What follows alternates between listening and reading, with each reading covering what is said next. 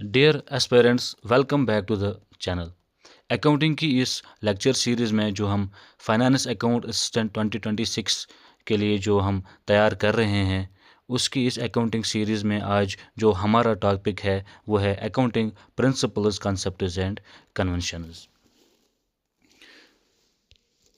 Aspirants, मैंने आपको पहले लेक्चर में ये बताया था कि अकाउंटिंग एक आर्ट है, बल्कि ये सिर्फ आर्ट नहीं है, ये बिजनेस की एक लैंग्वेज भी है।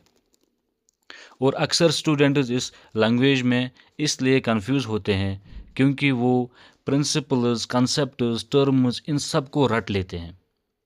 आज के इस वीडियो के मेरा सिंपल आपसे एक वादा है, अगर आपने ये वीडियो पूरी देखी तो चाहे एग्ज़ाम बेसिक हो या एडवांस्ड हो, आप कभी भी अकाउंटिंग प्रिंसिपल्स में कंफ्यूज नहीं होंगे। हम बिल्कुल ज़ीरो से स्टार्ट करेंगे और एडवांस्ड लेवल तक जाएंगे। अकाउंटिंग को रटना बंद करो, इसको फील करना शुरू करो। एक बार ट्राई करके देखो, ये आपका फेवरेट सब्जेक्ट बनने वाला है।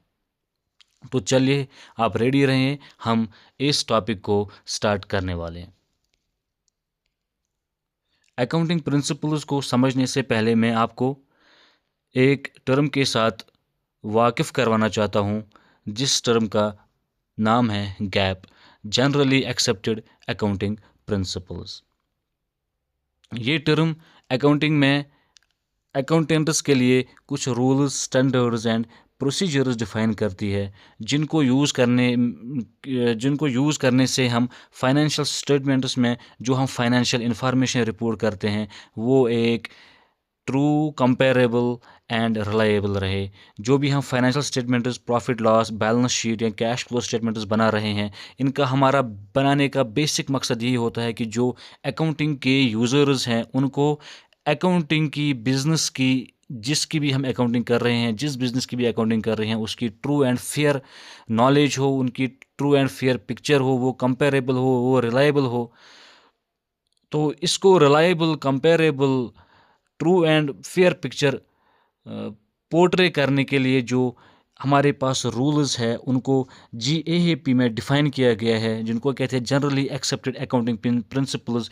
ये पूरे वर्ल्ड वाइड एक्सेप्टेड है, ये जनरली एक्सेप्टेड है। तो इन रूल्स का, स्टैंडर्ड्स का, प्रोसीजर्स का इस्तेमाल करने से जो फाइनेंशियल स्टेटमेंट्स हम बना रहे हैं और जो वो रिपोर्टिंग फाइनेंशियल इंफॉर्मेशन कर रहे हैं, उनकी ट्रू और फेयर जो पिक्चर है वो फाइनेंशियल यूजर्स को मिलती है। इन्हीं रूल्स में जो हम आज पढ़ रहे हैं, हम जनरली एक्सेप्टेड अकाउंटिंग प्रिंसिपल्स में जो रूल्स डिफाइन किए गए हैं उनको कहते हैं अकाउंटिंग प्रिंसिपल्स। आज उन्हीं प्रिंसिपल्स के ऊपर हम बात कर रहे हैं और ये लेक्चर बिल्कुल डेडिकेटेड है उन्हीं प्रिंसिपल्स के ऊपर। हमारा जो अकाउंटिंग प्रिंसिपल्स है ये 3 कैटेगरी में डिवाइड किए गए हैं।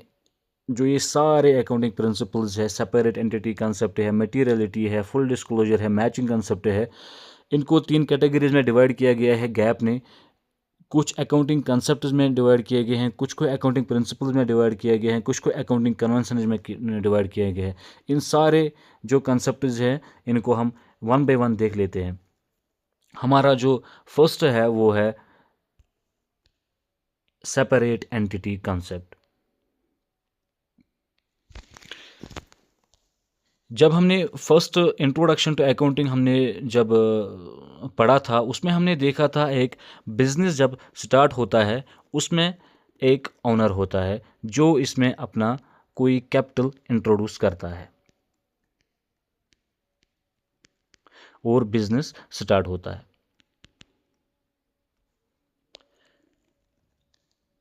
सेपरेट एंटिटी कंसेप्ट कहता है जो बिजनेस है और इसका जो ओनर है, जो ये बिज़नेस है और इसका जो ये ओनर है, ये एक अलग अलग एंटिटीज़ है। बिज़नेस एक अलग एंटिटी है और ओनर एक अलग एंटिटी है। बिज़नेस और ओनर को एक नहीं समझना है, ओनर को बिज़नेस में नहीं घुसाना है और बिज़नेस को ओनर में नहीं घुसाना है। आपको जब भी अकाउंटिंग करनी है, आप ऑनर को अलग समझ के करोगे और बिज़नेस को अलग समझ के करोगे। जो भी बिज़नेस की अकाउंटिंग होगी, बिज़नेस की ट्रांजैक्शंस होंगी, वो हम बिज़नेस के पॉइंट ऑफ व्यू से करेंगे, ऑनर के पॉइंट ऑफ व्यू से बिल्कुल भी नहीं करेंगे, क्योंकि इसको सेपरेट माना जाता है अकाउंटिंग में according to business entity concept. A business is a separate entity than the owner. Any transactions are recorded from the business point of view, not owners point of view. जैसे अगर for example जो owner के personal और house hold expenses हैं वो हम books में record वो नहीं होते हैं, वो बुक्स बिजनेस के बुक्स में वो अपेयर नहीं होते हैं, उनको सिर्फ ओनर की बुक्स में रिकॉर्ड किया जाता है। उनका जो कैपिटल होता है और वो जो पर्सनल हाउस होल्ड एक्सपेंसेस करता है वो उसके कैपिटल से निकलता है, जो भी उसका हमने कैपिटल अकाउंट बिजनेस में रखा होता है उसी से निकलता है। बिज़नेस के बुक्स में हम इसको रिकॉर्ड नहीं करेंगे, एज बिज़नेस टर्म्स में इनको नहीं लाएंगे, इसको सिर्फ ओनर्स के टर्म्स में लाएंगे, क्योंकि बिज़नेस और ओनर बिल्कुल एक सेपरेट एंटिटी होती है। तो जब ये ओनर सेपरेट होता है बिज़नेस से, एक अलग एंटिटी है, तो जो भी ये कैपिटल इसमें इंट्रोड्यूस करता है ये बिज़नेस के लिए एक लायबिलिटी बनती है। तो owner being separate, it becomes a creditor of the business, hence capital becomes a liability of the business। अगर आपको एग्जाम में ये पूछा जाएगा कि कैपिटल एक इंटरनल लायबिलिटी है बिजनेस की, ये अकाउंटिंग के कौन से कंसेप्ट हमें समझाता है, तो ये समझाता है separate entity concept, business entity concept. इन जो ये बेसिक टर्म्स है ये मैंने ऑलरेडी कवर किए हैं हमारे प्रीवियस लेक्चर्स में, जो हमने इंट्रोडक्शन टू अकाउंटिंग और टर्म्स देखे थे उनमें मैंने इनका आइडिया आपको बताया था, इसलिए मैं इस वाले चीज़ में मैं ज़्यादा डीप नहीं जाऊंगा। आगे जो हमारे नए नए ये प्रिंसिपल्स आएंगे उनमें हम बिल्कुल मास्टरी हासिल कर लेंगे। सेकंड जो टर्म है हमारी वो है गोइंग कंसर्न कंसेप्ट। देखिए, जब एक बिज़नेस स्टार्ट होता है, जब एक ओनर कोई बिज़नेस स्टार्ट करता है, अगर एक कोई ओनर बिज़नेस स्टार्ट करता है तो उसका इंटेंशन ये होना चाहिए कि ये बिज़नेस मेरा कल को बंद नहीं करना है, ये मुझे 1 साल 2 साल 3 साल 4 साल 5 साल के बाद बंद नहीं करना है। उसका इंटेंशन ये होना चाहिए कि मैंने जो ये बिज़नेस खोला है ये बिल्कुल लाइफ लॉन्ग चलेगा। अगर उसका इंटेंशन ये है कि मुझे कल को बिज़नेस बंद करना है तो ये बिल्कुल बिज़नेस नहीं है। बिजनेसमैन का इंटेंशन और ओनर का इंटेंशन यही होना चाहिए कि बिज़नेस जो मैं स्टैंड कर रहा हूँ ये लाइफ लॉन्ग चलेगा। ये कंसेप्ट बताता है going concern concept. Business will run for foreseeable period. Business कहता है मैं अमर हूँ, मैं ना मिटने वाला हूँ, मैं कल को बंद नहीं होऊंगा, क्योंकि मेरे ओनर का ये इंटेंशन है ना मैं बिज़नेस को क्लोज करूँगा ना मैं बिज़नेस को लिक्विडेट करूँगा, इसको बेच के इसके सारे एसेट्स बेच को इसको ख़त्म कर लूँगा। ये इसका बिल्कुल भी इंटेंशन नहीं होना चाहिए। बाकी अगर कोई कुछ बिज़नेस ऐसे होते हैं जो आगे जाके बंद भी होते हैं, वो उनकी अपनी गलतियों से अपने लॉसेस से जो भी फिर बिज़नेस बात होती है वो अलग बात है। लेकिन इंटेंशन ये होना चाहिए, बिज़नेस खोलने से पहले उसका ये इंटेंशन होना चाहिए ओनर का कि मुझे बिज़नेस को लाइफ लॉन्ग चलाना है, इसको मुझे कल को बंद नहीं करना है। ये कंसेप्ट देता है गोइंग कंसर्न कंसेप्ट। मतलब कि कंसर्न जो बिज़नेस का होना चाहिए वो गोइंग रहना चाहिए। तो बिज़नेस कहता है अमर है हम ना मिटने वाले हैं। तो अगर एक बिज़नेस का ये कंसर्न है कि मेरा बिज़नेस लाइफ लॉन्ग चले, 2 साल 5 साल 10 साल के लिए नहीं, ये मेरा बिज़नेस लाइफ लॉन्ग चले, तो मुझे बताओ जो अकाउंटिंग एक बिज़नेस करता है क्या वो 10 साल के बाद 20 साल के बाद 30 साल के बाद देखा गया कि मेरा बिज़नेस कैसा काम कर रहा है, या उसको चाहिए कि मुझे कुछ ऐसे इंटरवल्स में मुझे अपने बिज़नेस को शो करना है, मुझे अपने बिज़नेस को इन्फॉर्मेशन देखनी है मेरा बिज़नेस कैसे काम करता है, तो वो 10 साल 20 साल 30 साल के बाद नहीं देखेगा। उसको अपने बिज़नेस को ऐसे देखना है कि उसको हर इंटरवल के बाद, हर साल, हर 2 साल, हर 3 साल, हर क्वार्टर, हर महीने के बाद पता चले कि मेरा बिज़नेस कैसे परफॉर्म कर रहा है, अपने फाइनेंशियल स्टेटमेंट्स हर साल बनाएगा। तो इस कारण जो ये हर साल ये अपने बिजनेस की परफॉर्मेंस चेक करता है, इस कारण से क्या होता है कि जो भी इसके पास एसेट्स होते हैं, इसकी लायबिलिटीज़ होती हैं, जो भी वो डिवाइड होती है आपको करंट और नॉन करंट में। करंट में और नॉन करंट में क्यों होते हैं? ताकि क्योंकि बिजनेस को 20 साल 30 साल के बाद नहीं देखना है उसके अपनी परफॉर्मेंस, उसको रेगुलरली इसकी परफॉर्मेंस ट्रैक करनी होती है। और उसको पता है मेरा जो ये बिज़नेस है ये लाइफ लॉन्ग चलेगा, तो मुझे जो मेरे पास जो एसेट्स है, मेरे पास जो लायबिलिटीज़ है, उनको मुझे डिवाइड करना है। एक साल में मुझे जो बेनिफिट देंगे उनको एसेट्स कहूँगा, जो मुझे आगे जाने वाले सालों में बेनिफिट देगा उसको मैं current asset non current assets कहूँगा। और जो मुझे पे करने हैं करंट ईयर में उनको मैं लायबिलिटीज़ कहूँगा, करंट लायबिलिटीज़। वो मुझे जो आगे जाके फ्यूचर ईयर्स में पे करना है उनको मैं नॉन करंट लायबिलिटीज़ कहूँगा। तो ये जो क्लासिफिकेशन है करंट नॉन करंट की, ये देता है कौन? Going concern concept. क्योंकि ये इनका कंसर्न ही होता है कि मुझे गोइंग अमर रहना है, मुझे बहुत साल काम करना है, तो मुझे अपने करंट और नॉन करंट एसेट्स और करंट और नॉन करंट लायबिलिटीज़ में फ़र्क करना है। इसी के कारण हम रेवेन्यू और कैपिटल एक्सपेंडिचर भी देखते हैं, जिस पर मैंने एक डेडिकेटेड वीडियो बनाया है आपके लिए। डेप्रिसिएशन और हिस्टोरिकल कास्ट भी इसी के चलते हम करते हैं। रिजर्व्स और प्रोविजन जो बनाते हैं वो इसीलिए बनाते हैं ताकि हमें पता है कि बिज़नेस हमारा बहुत साल चलेगा, हमें कुछ रिजर्व्स और प्रोविजन बनाने होंगे, जो हमें फ्यूचर में जो भी लायबिलिटीज़ हमें पे करनी होगी उनके लिए हम कुछ प्रोविजनस और जो कुछ रिजर्व्स हम बना के रखेंगे। और डेफर्ड रेवेन्यू एक्सपेंडिचर जो भी हम ओवर द ईयर्स हम इसको राइट ऑफ करते हैं, जो भी हमें डेफर्ड एक्सपेंडिचर है वो 10 साल 15 साल 5 साल तक हमें जो बेनिफिट देता है, और जो एक्सपेंस हमने एक ही बार किया होता है और 5-10 साल तक वो हमें अपना बेनिफिट देता है, तो हम वो इसीलिए ही करते हैं। हम क्यों इतना बड़ा खर्चा करेंगे कि जो 10 साल हमें कोई चीज़ हमें 10 साल तक अपना बेनिफिट दे? वो तो इसीलिए करते हैं क्योंकि हमें पता है कि हमारा बिज़नेस 10 साल नहीं, 20 साल नहीं, 15 साल नहीं, 50 साल नहीं, ये हमें लाइफ लॉन्ग चलाना है। तो इसलिए हम ऐसा खर्चा करते हैं एक ही बार, जो हमें पता है कि 5 साल 10 साल तक ये मुझे बेनिफिट देगा।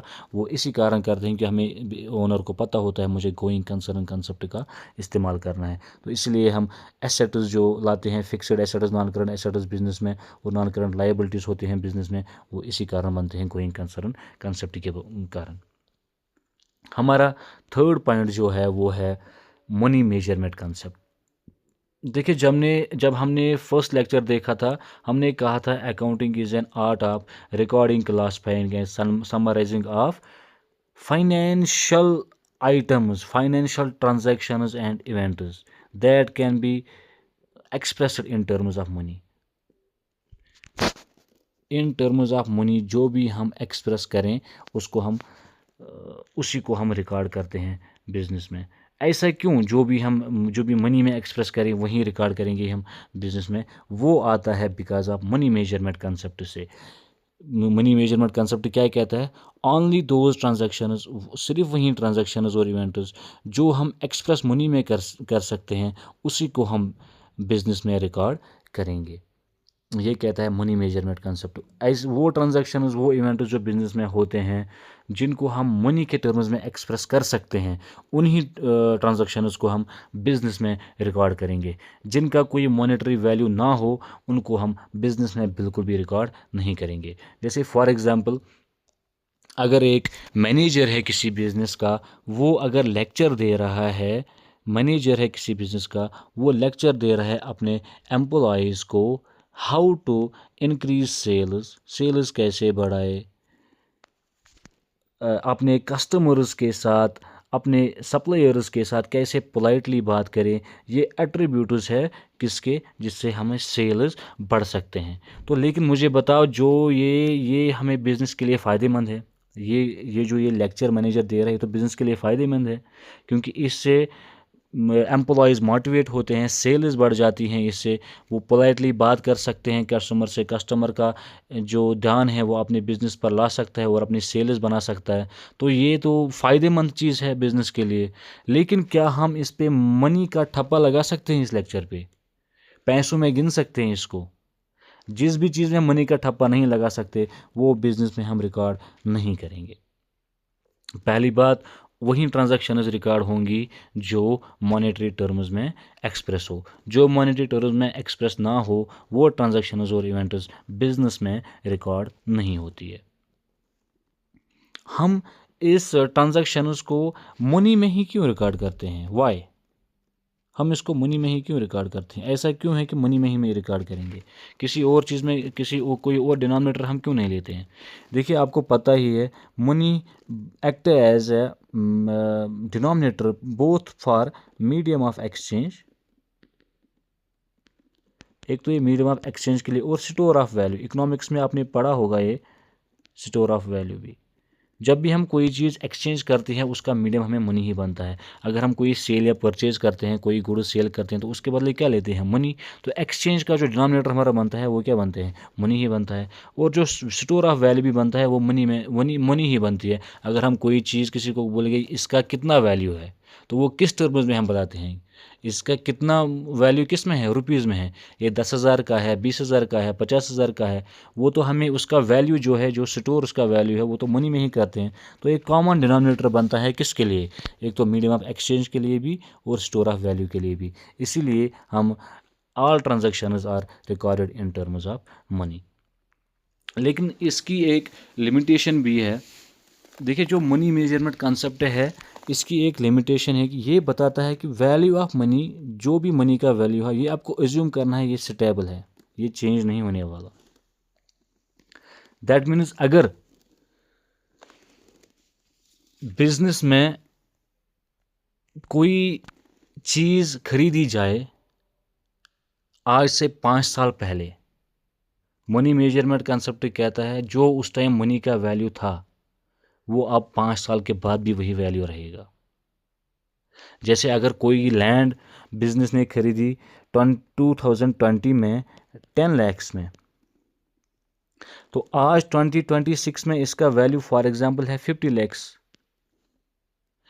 लेकिन मनी मेजरमेंट का के मुताबिक 2026 में भी 10 लाख रुपीज इस लैंड का वैल्यू होगा, क्योंकि अकाउंटिंग ये मानकर चलती है कि पैसे का वैल्यू स्टेबल है, ये चेंज नहीं होगा, कोई इन्फ्लेशन का इस पर असर नहीं होता है, कोई परचेजिंग पावर में इसमें चेंज नहीं होता है। जो 2020 में जो 1 रुपये का वैल्यू था ना, 2020 में, वो अकाउंटिंग कहती है 2026 में भी 1 रुपये का वैल्यू वही है। लेकिन ऐसा नहीं होता है। बट जो मनी मेजरमेंट कंसेप्ट है ये कहता है कि इसका वैल्यू स्टेबल रहता है। जो भी मनी का वैल्यू है वो आपको एज्यूम करना है स्टेबल। इन्फ्लेशन को आपको बिल्कुल भी कंसिडर नहीं करना है। परचेजिंग पावर ऑफ मनी है वो आपको बिल्कुल भी कंसिडर नहीं करना है। क्यों? ऐसा क्यों है? इससे क्या होता है? इससे कंपैरिजन करना बिजनेस के लिए इजी बन जाता है। कंपैरिजन करना बिजनेस में इजी बन जाता है। ईयर बाय ईयर जब हम कंपेयर करते हैं अपने बिजनेस को, तो हमें एक फ्लक्चुएटिंग वैल्यू नहीं मिलती है। हमने जो एक बार रिकॉर्ड किया, फॉर एग्जांपल लैंड 10 लाख में, ये हमें अगले साल भी 10 लाख में रिकॉर्ड करनी है, ये अगले साल भी 10 लाख में रिकॉर्ड करनी है, तो हमें कंपैरिजन करना ईजी होता है। इसको अगर हम एक साल में 10 लाख में रिकॉर्ड करेंगे, दूसरे साल में इसको 30 लाख में रिकॉर्ड करेंगे, अगले साल में इसको 50 लाख में रिकॉर्ड करेंगे, तो कंपेयर करने में हमें मुश्किल होता है। यूज़र्स को कंपैरिजन करने में बहुत मुश्किल होता है, क्योंकि हम एक बार दिखा रहे हैं 10 लाख की है, एक बार दिखा रहे हैं 30 लाख की है, एक बार दिखा रहे हैं 50 लाख की है, तो इसमें कंपैरिजन करना बहुत मुश्किल होता है। इसीलिए मनी मेजरमेंट कंसेप्ट कहता है कि जो मनी का वैल्यू है ये आपको स्टेबल रखना है, आपको कोई इन्फ्लेशन या परचेजिंग पावर इसमें कंसिडर नहीं करना है। लेकिन इससे क्या होता है, रियल वैल्यू जो है वो इसमें हाइड रहती है, रियल वैल्यू इससे पता नहीं चलता है।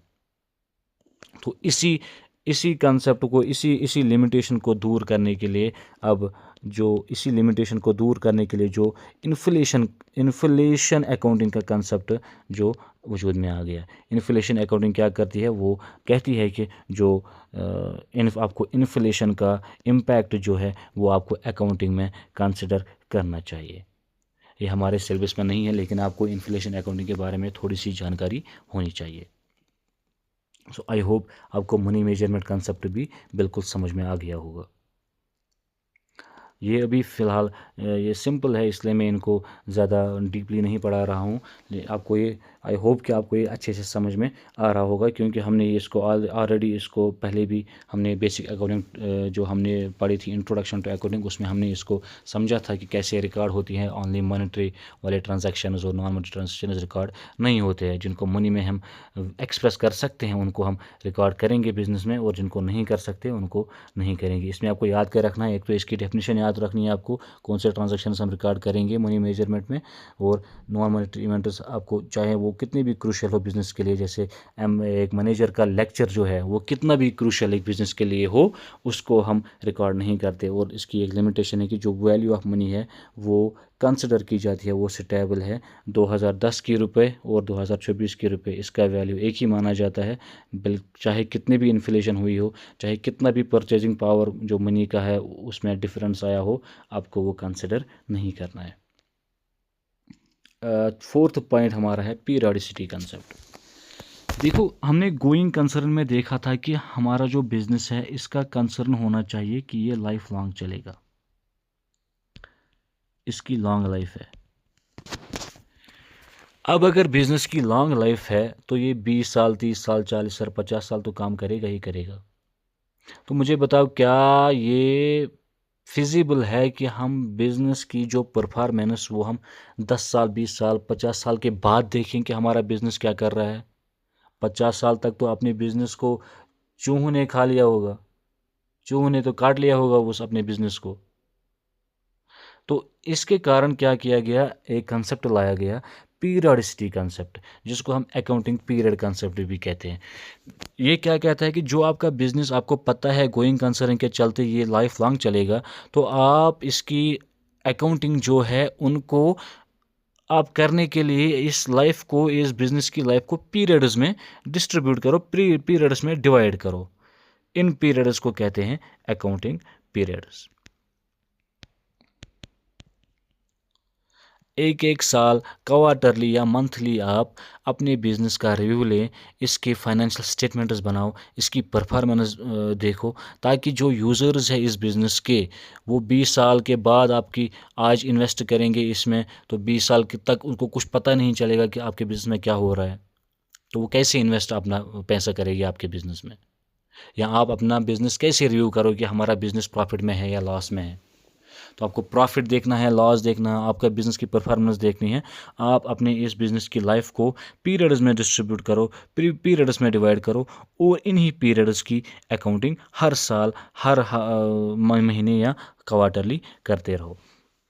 तो पीरियडिसिटी कंसेप्ट क्या कहता है कि life of an enterprise is broken into periods. इन पीरियड्स को कहते हैं अकाउंटिंग पीरियड्स। क्यों करते हैं? So that to prepare financial statements and ascertain the financial performance of the business. इसको हम ईयरली भी बना सकते हैं, अकाउंटिंग पीरियड हम ईयरली भी हो सकता है, मंथली भी हो सकता है, क्वार्टरली भी हो सकता है।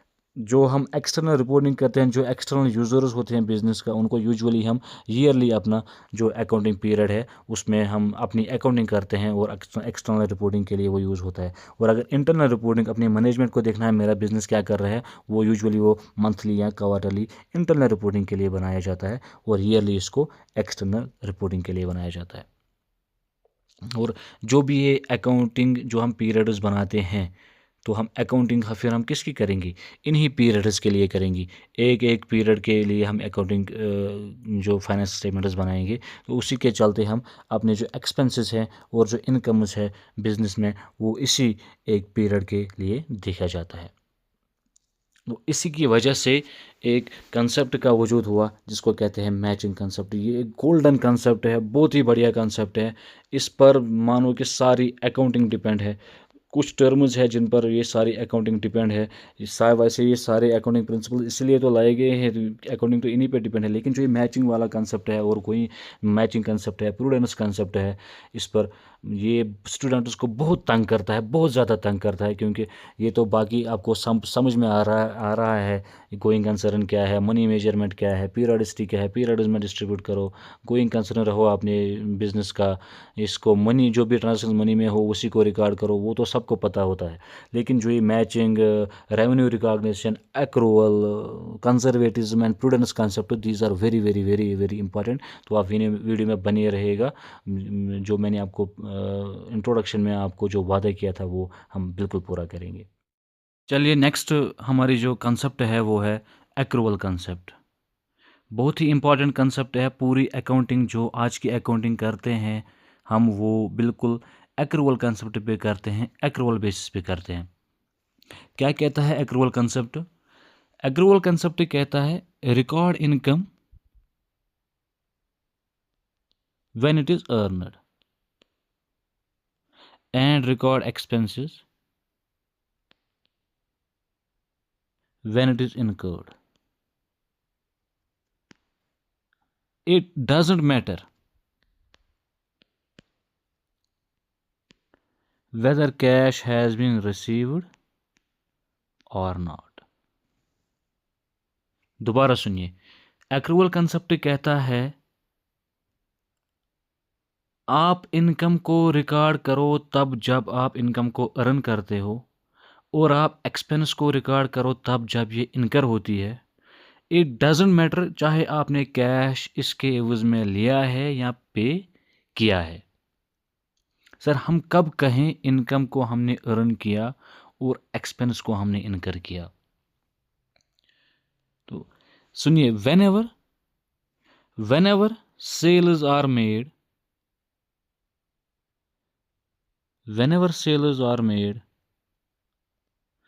or services are rendered,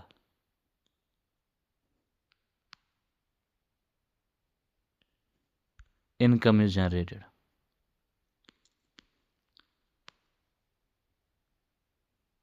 Doesn't matter cash has been received or not।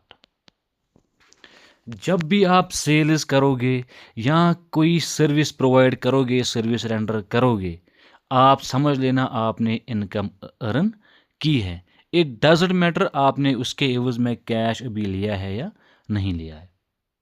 हम कब कहेंगे एक्सपेंस को हमने एक्सपेंस इनकर किया है? व्हेनेवर परचेजेस आर मेड, जब भी आप कुछ परचेजेस करोगे या सर्विसेज टेक करोगे और सर्विसेज आर टेकन,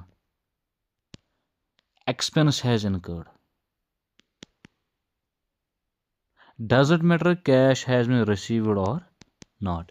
जब भी आप कोई परचेज करोगे या किसी से कोई सर्विस लोगे, आपको ये जानना है कि आपको एक्सपेंस हुआ है, expense has incurred. It doesn't matter आपने कैश पे किया है या नहीं किया है। तो क्या कहता है एक्रूवल कंसेप्ट?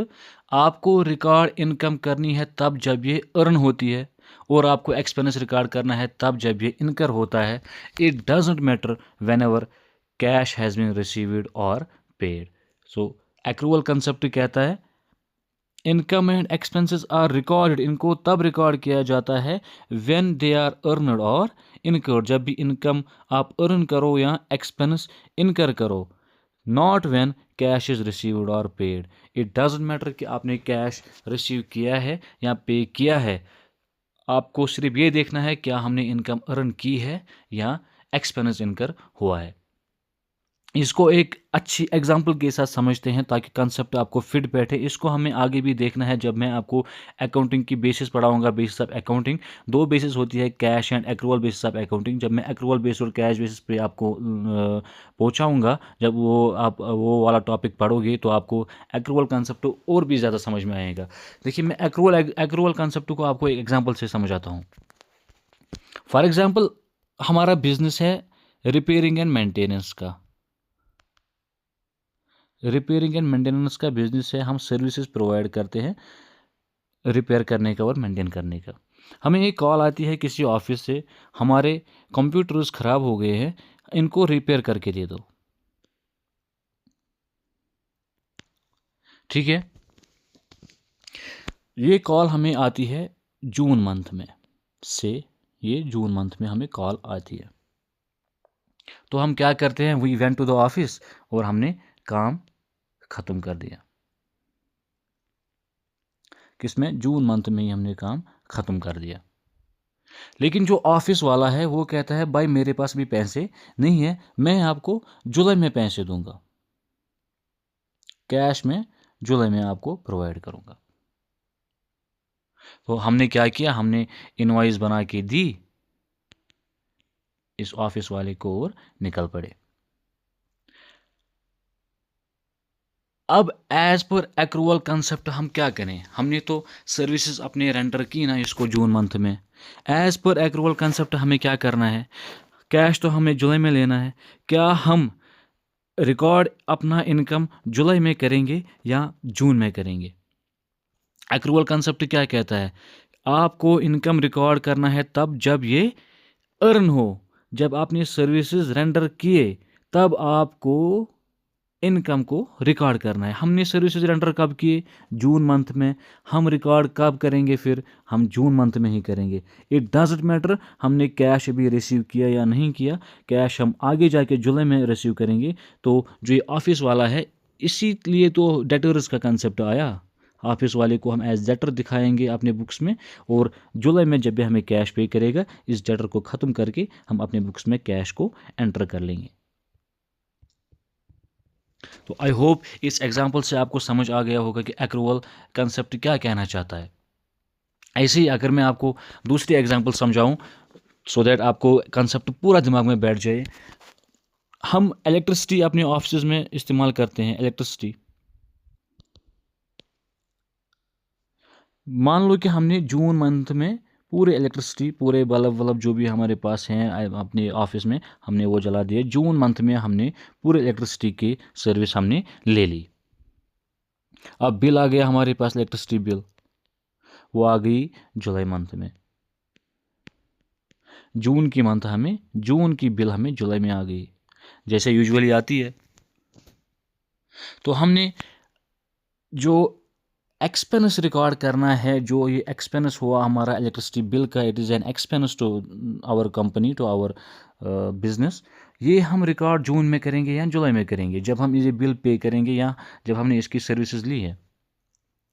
तो मैंने अभी क्या कहा, expenses are recorded when they are incurred, it doesn't matter cash has been paid और नॉट। हमने जो इलेक्ट्रिसिटी बिल, जो इलेक्ट्रिसिटी की सर्विसेज हमने कब ली, ये हमने जून में ले ली। तो हमें जून मंथ में इसको एक्सपेंस दिखाना है, इस इलेक्ट्रिसिटी को एक्सपेंस जून में दिखाना है, और हम फिर कैश कब पे करेंगे, जुलाई में करेंगे। ये कहता है एक्रूवल कंसेप्ट। जब भी आप सर्विसेज किसी से लो या किसी को सर्विसेज दो, उसी टाइम पे आपको अपनी इनकम्स या एक्सपेंसेस रिकॉर्ड करने हैं। ये डजंट कोई मैटर नहीं करता कि आपने पेमेंट की है या नहीं की है। और एक्चुअली ये सेंस भी बनाता है। सुनिए, देखिए,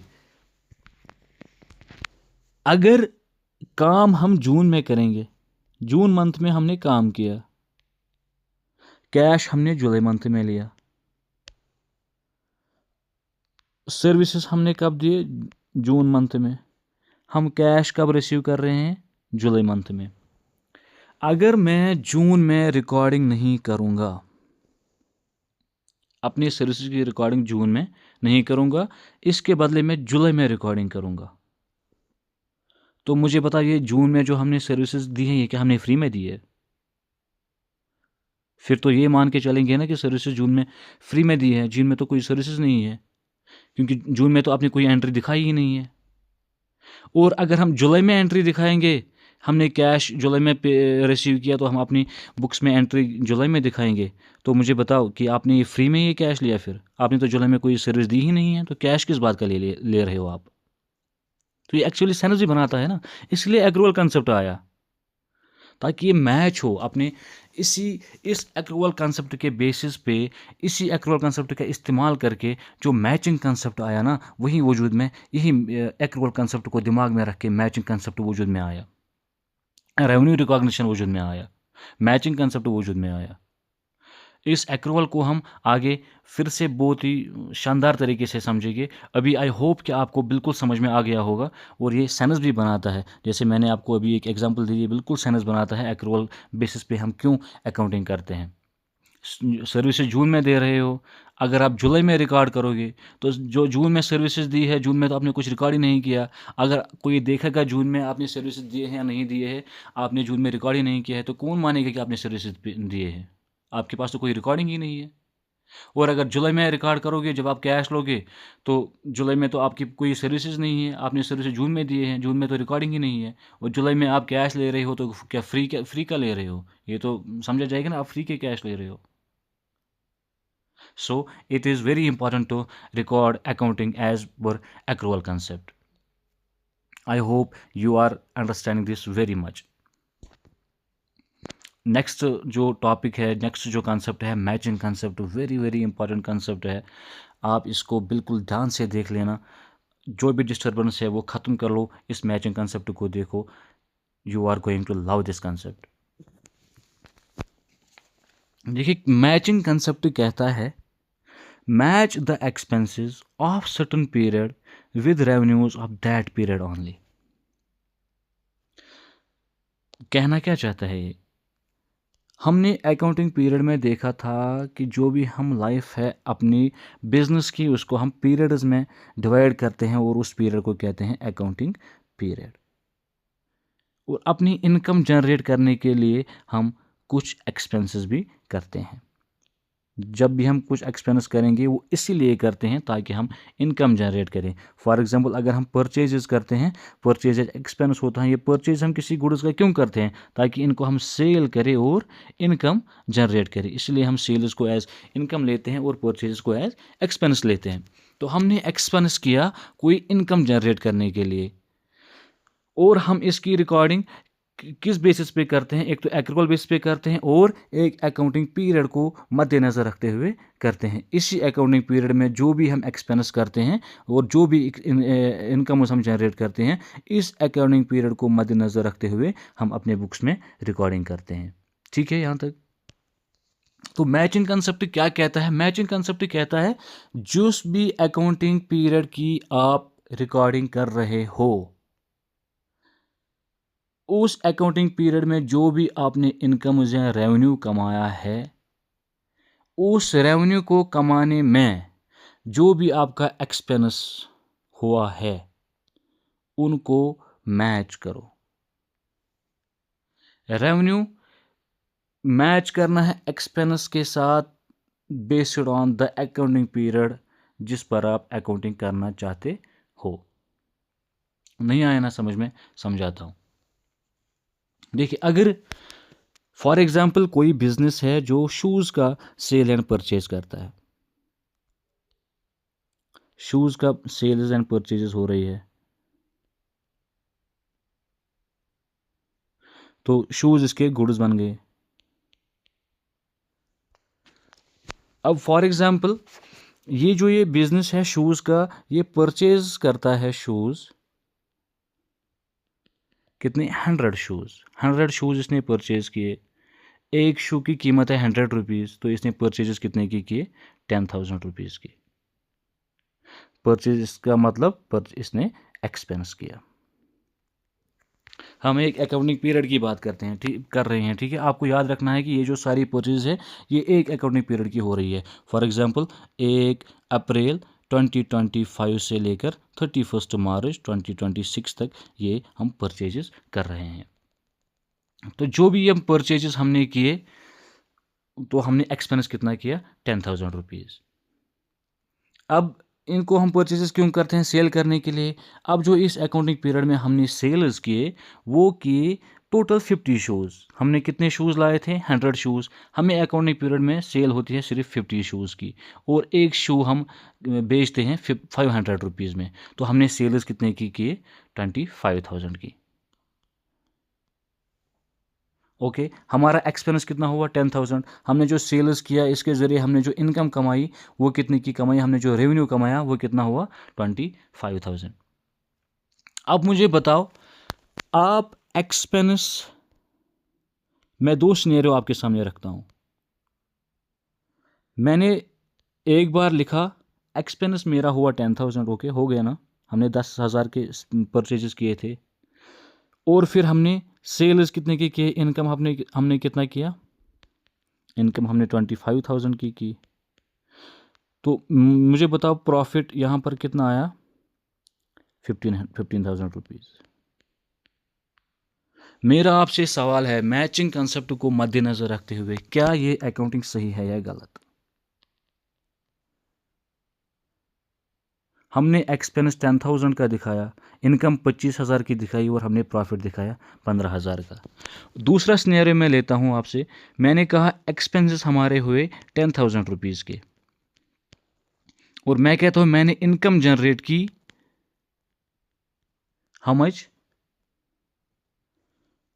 मैंने एक्सपेंसेस किए 5,000 रुपीज़ की, मैं कहता हूँ, और मैंने इनकम जनरेट की 25,000 और मेरा प्रॉफिट बना 20,000 रुपीज़। आप मुझे बताओ ये वाली एंट्री सही है या गलत, ये वाली एंट्री सही है या गलत है। देखो मैचिंग कंसेप्ट क्या कहता है, यहाँ पर आपको मैचिंग कंसेप्ट समझ में आएगा। मैंने यहाँ पर जो एक्सपेंस दिखाए वो कितने शूज़ के दिखाए, 10,000 100 शूज़ के दिखाए। एक शू था 100 रुपीज़ का,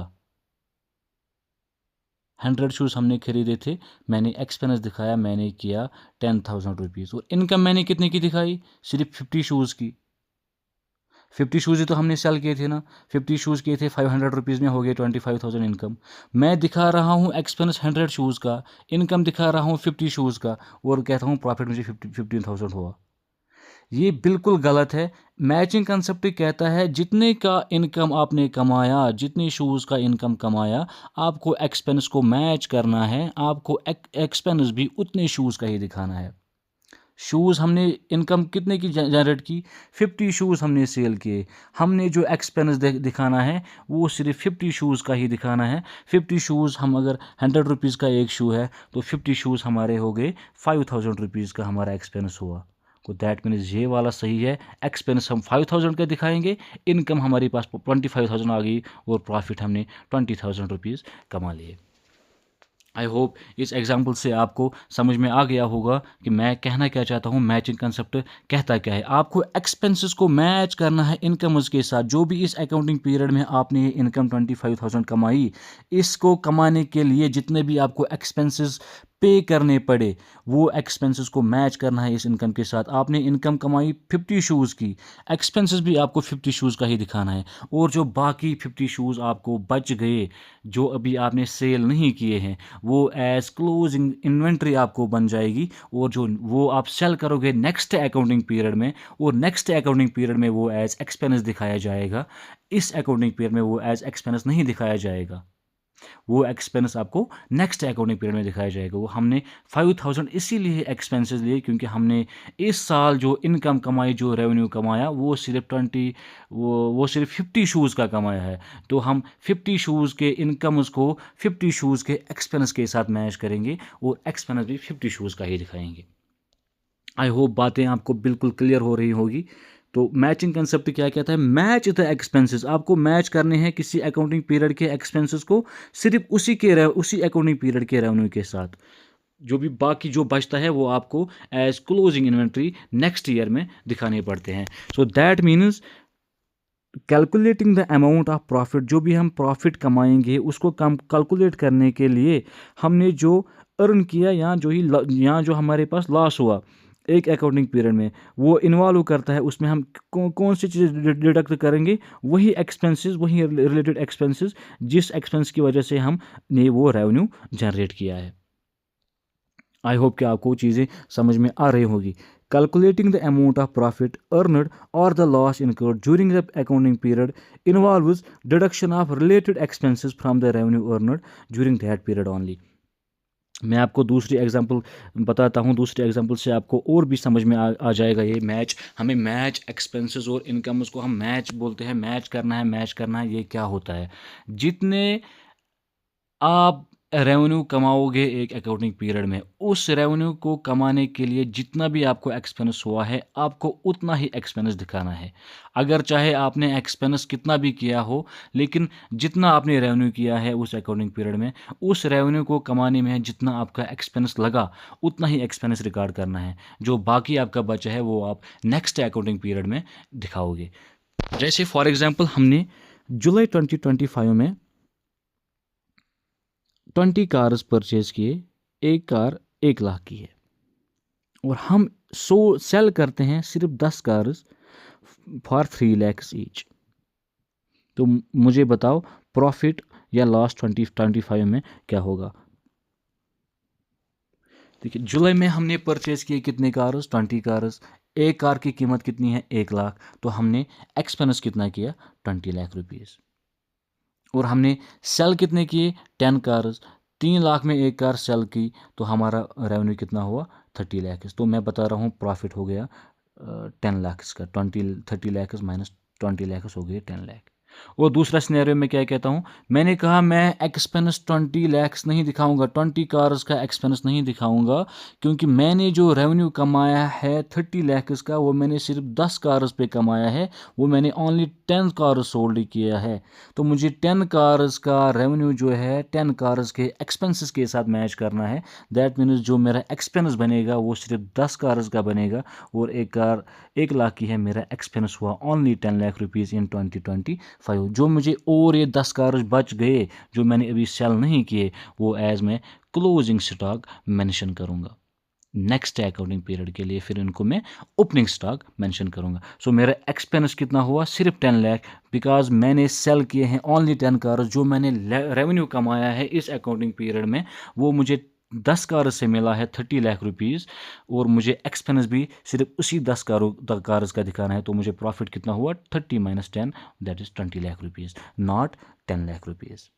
क्योंकि 10 लाख में हमने एक्सपेंस किसका दिखाया था, 20 कार्स का। बल्कि हमने 20 कार्स से रेवेन्यू जनरेट नहीं किया है, हमने रेवेन्यू जनरेट किया है कितने कार्स से, 10 कार्स से। तो हमें मैच करना है 10 कार्स का एक्सपेंस 10 कार्स के रेवेन्यू के साथ। को 10 कार्स का एक्सपेंस हमें बनेगा 10 लाख रुपीज़, और 10 कार्स का रेवेन्यू हमें 30 लाख रुपीज़ बन गया, और हमारा प्रॉफिट हो गया 20 लाख रुपीज़ इस 2025 के अकाउंटिंग पीरियड में।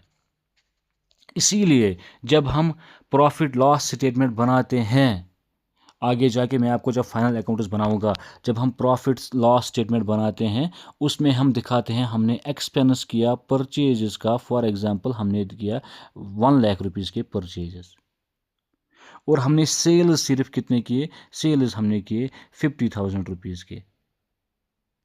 जो मुझे बाकी जो परचेजेस बचे थे, वो मुझे क्लोजिंग स्टॉक बचा है, इसलिए परचेजेस में मैं फिर वो क्लोजिंग स्टॉक माइनस करता हूँ, ताकि हम मैच कर पाए ये सेल्स इस परचेजेस के साथ। क्लोजिंग स्टॉक को हम प्रॉफिट लॉस अकाउंट में माइनस करते हैं, या तो इस साइड माइनस करके दिखाते हैं, या तो इस साइड हम इसकी एंट्री दिखाते हैं, ताकि यहाँ से परचेजेस से क्लोजिंग स्टॉक माइनस हो जाए और मैचिंग कंसेप्ट का इस्तेमाल हो जाए।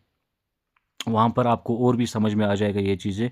शायद ही आपके यहाँ पर ये प्रॉफिट लॉस का अकाउंट आपको समझ में ना आ रहा हो, लेकिन आपको ये कंसेप्ट बिल्कुल याद रखना है कि मैच हमें करना क्या है। परचेजेस अगर हमने 10 लाख के किए, लेकिन 10 लाख में से हमने सेल सिर्फ 50,000 रुपीज़ के किए हैं, तो हमने जो बाकी इन्वेंट्री जो हमारी बची है, उसकी वजह से हमने अभी कोई प्रॉफिट रेवेन्यू जनरेट नहीं किया है। हमने जितने का परचेज़ किया है, जितने की हमने सेल्स किए हैं, इसके बाद उतने का जितना हमें रेवेन्यू मिला उसको हम रिकॉर्ड करेंगे, और जो हमें बचा है जिससे हमने अभी सेल्स नहीं किया, हमने रेवेन्यू अभी जनरेट नहीं किया है, उसको हम रिकॉर्ड नहीं करेंगे, उसको एज क्लोजिंग स्टॉक दिखाकर माइनस करेंगे परचेजेस में। और यही क्लोजिंग स्टॉक फिर नेक्स्ट अकाउंटिंग पीरियड में हमारा ओपनिंग स्टॉक बनता है। आई होप मैचिंग कंसेप्ट आपको बिल्कुल क्लियर हो गया होगा। इसकी डेफिनेशन जो आप बुक्स में पढ़ते हो, फिर समझ में नहीं आता है कि मैच करना क्या है हमें, क्या ये रेवेन्यू क्या होता है, कौन से एक्सपेंस होते हैं जिसको हमें मैच करना है। आई होप आपको बिल्कुल क्लियर हुआ होगा। अगर थोड़ा भी कन्फ्यूजन रहा है, आप रिवाइंड करके फिर से देखिए। डाउट रहा है, कमेंट में आप बिल्कुल डाउट अपना पूछ सकते हैं, हम हमेशा हाजिर हैं आपके लिए। तो इस मैचिंग कंसेप्ट की वजह से फिर क्या हुआ, अगर ये मैचिंग कंसेप्ट हम इस्तेमाल करते हैं, तो इसकी एप्लीकेशन हम कहाँ पर देखते हैं। एक तो मैंने अभी दिखाया आपको, परचेज में से हम आप क्लोजिंग स्टॉक को बाहर निकालते हैं, ताकि उससे हमने अभी रेवेन्यू जनरेट नहीं किया है उस अकाउंटिंग पीरियड में। और जो हम एडजस्टमेंट्स फिर प्रीपेड एक्सपेंसेस का दिखाते हैं, आउटस्टैंडिंग एक्सपेंसेस का दिखाते हैं, एक्रूड इनकम, अनअर्न्ड इनकम। अगर ये टर्म्स आपको नहीं पता है, तो मेरा जो बेसिक अकाउंटिंग टर्म्स का लेक्चर है वो आप ज़रूर देख लीजिएगा। जो भी हम प्रीपेड एक्सपेंसेस के बारे में जो ये एडजस्टमेंट्स बनाते हैं, वो इसीलिए बनाते हैं ताकि हम मैच करें रेवेन्यू किसके साथ, एक्सपेंस के साथ। जैसे फॉर एग्जांपल प्रीपेड एक्सपेंस की हम बात करेंगे, प्रीपेड एक्सपेंस को कैसे एडजस्ट करते हैं। देखो हमने देखो मैं किसी बिल्डर को कहता हूँ मुझे एक बिल्डिंग बनानी है, मुझे एक बिल्डिंग बनानी है। बिल्डर कहता है सर 5 साल लगेंगे, 5 साल में हम आपको ये बिल्डिंग तैयार करके देंगे। तो मेरे पास इतना टाइम नहीं होता है, हम क्या कहते हैं, बिज़नेस कहता है उसको ये रहे 50 लाख रुपीज़, आप 50 लाख रुपीज़ में से मुझे 5 साल में ये बिल्डिंग तैयार करके दे दो। हमने एक्सपेंस कितना किया, 50 लाख रुपीज़ का। क्या इसके एवज में हमने सर्विसेज लिए हैं? अभी नहीं, अभी तो बिल्डिंग बनी ही नहीं है। तो ये हमने क्या, कौन सा एक्सपेंस किया? प्री पे एक्सपेंस किया। इसका सर्विस हम कब लेंगे? बाद में। जो ये प्री पे एक्सपेंस है ये फिर हमारा बनता है एसेट, क्योंकि इसकी सर्विसेज हम, इसका बेनिफिट हम फ्यूचर कोर्स में लेंगे। तो इसके इसलिए ये बनता है हमारा प्री पेड एक्सपेंस जो है वो एसेट बनता है। तो जब हमने ये 50 लाख रुपीज़ का एक्सपेंस किया, हम क्या करेंगे, पहले हम इसको दिखाएंगे एज प्री पेड एक्सपेंस और इसको हम एज एन एसेट दिखाएंगे। कितना? 50 लाख रुपीज़। अब जब ये पहले साल में बिल्डर बिल्डिंग बनाना शुरू कर देगा, वो बिल्डिंग का जितना भी पोर्शन बनाएगा, फॉर एग्जांपल ये बिल्डिंग है, उसका इतना पोर्शन उसने पहले साल में बना दिया। अब पहले हमने इतनी बिल्डिंग का 50 लाख रुपीज़ इसको दे दिया।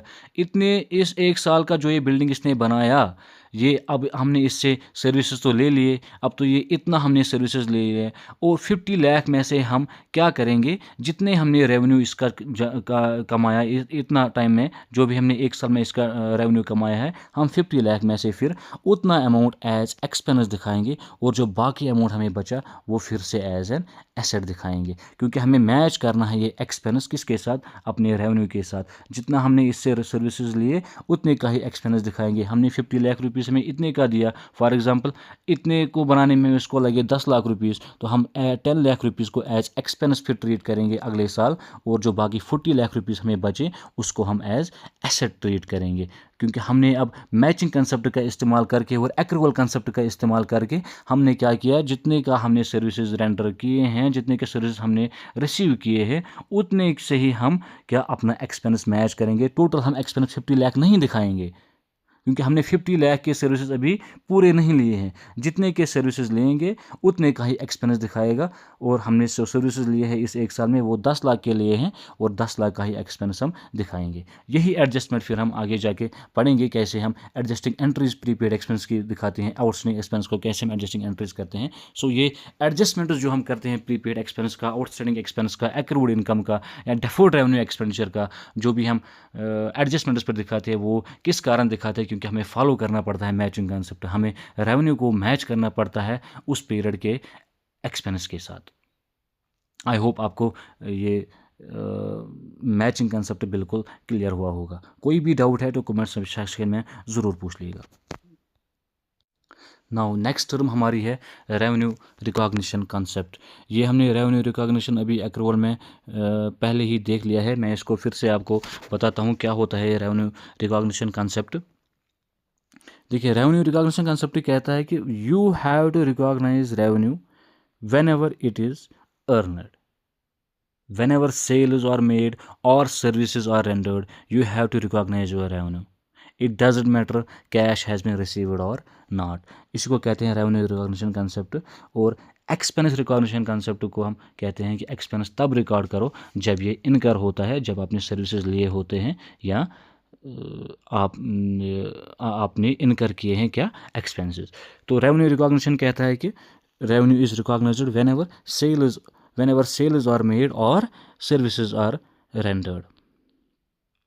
सेल्स आर मेड और services are rendered, that means आपके पास एक लीगल राइट होता है, आपके पास एक राइट होता है कि yes, now I am going to receive the amount of my services in the future course of action or today, but I have the legal right that I have to receive that amount. So क्या कहता है कि revenue recognition concept? ये कहता है revenue is recognised when a legal right to receive it arises. Legal right कब होता है हमारे पास? जब हम सर्विसेज रेंडर करते हैं या सेल्स मेड करते हैं। जैसे फॉर एग्जांपल अगर एक मैन्युफैक्चरिंग कंपनी है, वो जनवरी में अपने गुड्स मैन्युफैक्चर करता है, अपने वेयर हाउस में, अपनी फैक्ट्री में गुड्स को मैन्युफैक्चर किया जनवरी में, फेब में उसने उसको अपने वेयर हाउस में लाके, अपने शोरूम में लाके उसको सेल करता है, और मार्च में वो इस सेल्स के एवज अपना कैश लेता है। वो उसने क्रेडिट पे सेल किए होंगे, और फिर कैश वो किस पे लेता है, मार्च में। मुझे बताओ, as per revenue recognition concept हम जनवरी में रेवेन्यू को रिकॉग्नाइज करेंगे, फेब में रेवेन्यू को रिकॉग्नाइज करेंगे, या मार्च में रेवेन्यू को रिकॉग्नाइज करेंगे? रेवेन्यू रिकॉग्निशन कंसेप्ट क्या कहता है?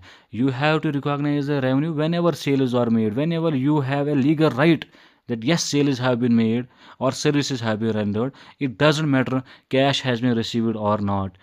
अभी तो आपने जनवरी में गुड सिर्फ मैन्युफैक्चर किए हैं, क्या आपके पास लीगल राइट है? क्या आपने सेल किए हैं? क्या आपने सर्विसेज रेंडर किए हैं? इसमें नहीं, तो इसमें हम रेवेन्यू रिकॉग्नाइज नहीं करेंगे। फेब में हमने सेल्स मेड किए हैं, तो अब हमारे पास लीगल राइट आ गया कि हमें अब आगे पैसे रिसीव करने हैं मार्च में, तो हम फेब में ही इसको रेवेन्यू को रिकॉग्नाइज करेंगे, क्योंकि sales have been made in Feb. और इट डजेंट मैटर आपने कैश यहीं पर लिया है या मार्च में लोगे, आप फिर मार्च में जब कैश आएगा, उसके पास जो आपके पास जो डेटर्स हो गए, वो डेटर को ख़त्म करके आप कैश को इंक्लूड करोगे अपने बुक्स में। So this is revenue recognition concept, ये हमने ऑलरेडी पढ़ लिया है। नेक्स्ट है फुल डिस्क्लोजर कंसेप्ट। देखिए, मैंने आपको पहले ही बताया था कि अकाउंटिंग का जो मेन मकसद है वो है, एक जो हम फाइनेंशियल स्टेटमेंट्स बनाते हैं, इनका मेन मकसद होता है कि एक true, fair and comparable reliable knowledge अपने यूज़र्स तक पहुंचे। अब अगर कोई कंपनी कोई चीज़ें छुपा रही है, बिल्कुल भी अपने फाइनेंशियल स्टेटमेंट्स में सारी चीज़ें डिस्क्लोज नहीं करती हैं, तो एक ट्रू एंड फेयर पिक्चर कैसे एक बिज़नेस की फिर अपने यूज़र्स को वो दिखा सकती है? जैसे अगर किसी बिज़नेस के पास एसेट्स है, वो है 5 करोड़ रुपीज़ के, और वो अपने फाइनेंशियल स्टेटमेंट्स में दिखा रहा है वो 3 करोड़ की ही है, यहाँ वो दिखा रहा है अपने फाइनेंशियल स्टेटमेंट में वो 10 करोड़ के मेरे पास एसेट्स है, तो ये ट्रू एंड फेयर जो पिक्चर है बिजनेस की, तो बिल्कुल पोर्ट्रे नहीं करता है। तो फुल डिस्क्लोजर कंसेप्ट क्या कहता है कि आपको फुल्ली डिस्क्लोज करने हैं फाइनेंशियल स्टेटमेंट्स में, जो भी रेलिवेंट और रिलायबल इंफॉर्मेशन है वो आपको अपने फाइनेंशियल स्टेटमेंट्स में फुल्ली डिस्क्लोज करने हैं। Financial statements must disclose all the relevant and reliable information. That means financial statements should act as means of conveying, not concealing. जो आपके फाइनेंशियल स्टेटमेंट्स है, प्रॉफिट लॉस अकाउंट है, balance sheet है, ये आपको means of conveying बनने चाहिए, ये आपको कुछ दिखाना चाहिए, जो फुल्ली डिस्क्लोज करने चाहिए, ना कि कुछ छुपाने के लिए इनको बनाया जाए। तो इसीलिए जो हम बैलेंस शीट में नीचे, जब हम बैलेंस शीट बनाते हैं अपनी बुक्स में, उनके नीचे फुल डिस्क्लोजर कंसेप्ट का इस्तेमाल करके हम नीचे फुट नोटिस देते हैं। जो भी हमने यहाँ पर बैलेंस शीट में जो भी चीज़ें हमने दिखाई है उनके बारे में जो भी हमें कुछ कहना है, हम फुट नोटिस में वो लिखते हैं, ये हमारा जो लो टर्नओवर हुआ है वो इस रीज़न से हुआ है, या हमारे पास जो कंटीजेंट लायबिलिटीज़ है जो हमें आगे जाके पे करनी है, अभी तक उनका हमारे कोई राइट नहीं मिला है कि आपको लायबिलिटीज़ को पे करना है। कंटीजेंट लायबिलिटीज़ क्या होती है? वो लायबिलिटीज़ जो अभी हमें पता नहीं होता है, किसी भी फ्यूचर इवेंट के ऊपर डिपेंड होते हैं। जैसे कोई कोर्ट केस होता है, अगर कोई कोर्ट केस हम जीत गए तो हमें लायबिलिटी नहीं है, क्या पता वो हार गए, हमें लायबिलिटी पे करनी पड़े। तो वो डिपेंड करता है कि फ्यूचर किसी इवेंट पे, उनको कंटीजेंट लायबिलिटीज़ कहते हैं। वो कंटीजेंट लायबिलिटीज़ भी आपको फुट नोटिस में दिखाने पड़ते हैं, आपको डिस्क्लोज करने पड़ते हैं, हमारे पास कंटीजेंट लायबिलिटीज़ इतने हैं, हमने जो इन्वेस्टमेंट्स किया है उनका मार्केट वैल्यू कितना है, ये आपको फुल्ली डिस्क्लोज करना है। कि आप, दैट मीन्स कि जो फुल डिस्क्लोजर कंसेप्ट है, जो अकाउंटिंग है, जो कहती है कि आपको फुल्ली डिस्क्लोज करना है जो भी आपके बिजनेस में है, जितने भी एसेट्स है, एक्सपेंसेस है, जो भी आपकी कंटीजेंट लायबिलिटीज़ है, जो भी इन्वेस्टमेंट्स का मार्केट वैल्यू है, कुछ भी है जो भी आपके पास है वो आप कन्वे करो। आपको कोई छुपाने की कुछ ज़रूरत नहीं है, आपको सब कुछ डिस्क्लोज करना है।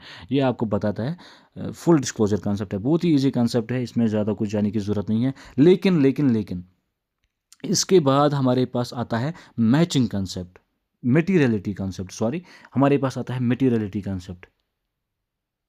ये एक लिमिटेशन बनती है किसकी? फुल डिस्क्लोजर कंसेप्ट की। ये कहता है यस, आप फुल डिस्क्लोजर कंसेप्ट का इस्तेमाल करके सब कुछ डिस्क्लोज करो, लेकिन वो चीज़ें डिस्क्लोज करो जो मटेरियल हो यूज़र के लिए, जो कुछ इम्पैक्ट डाले यूज़र के लिए, जिसका कोई वैल्यू ना हो, जो बिल्कुल भी यूज़र के लिए ज़रूरत ना हो, वो चीज़ें आप डिस्क्लोज ना करो। मटेरियल चीज़ों को सिर्फ डिस्क्लोज करो। मटेरियल चीज़ें कौन सी होती हैं?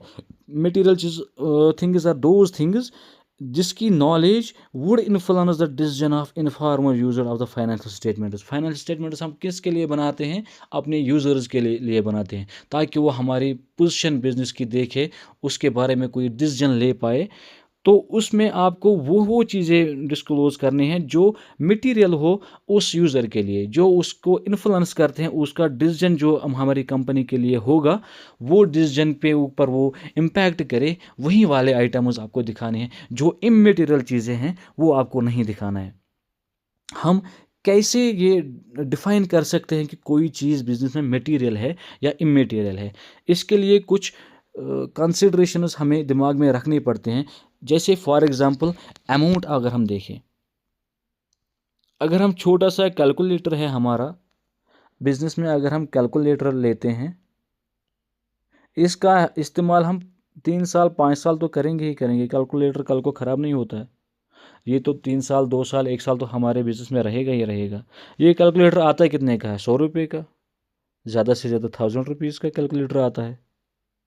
अब एक कंपनी करोड़ों में काम करती है, उसके एसेट्स करोड़ों में हैं, और फुल डिस्क्लोजर कंसेप्ट कहता है आपके पास कैलकुलेटर है 1000 रुपीज़ का, ये भी आपको दिखाना है। तो मुझे बताओ, क्या ये कोई वैल्यू है 5 करोड़ के सामने ये 1000 रुपीज़ का? क्या ये कोई इम्पैक्ट डालेगा? अगर हम इस बिज़नेस का फाइनेंशियल स्टेटमेंट्स देखेंगे, हमें क्या देखेंगे? हम बड़े बड़े फिगर्स देखेंगे, बड़ा बड़ा अमाउंट देखेंगे, ये 1000 रुपीज़ हमें क्या करना है?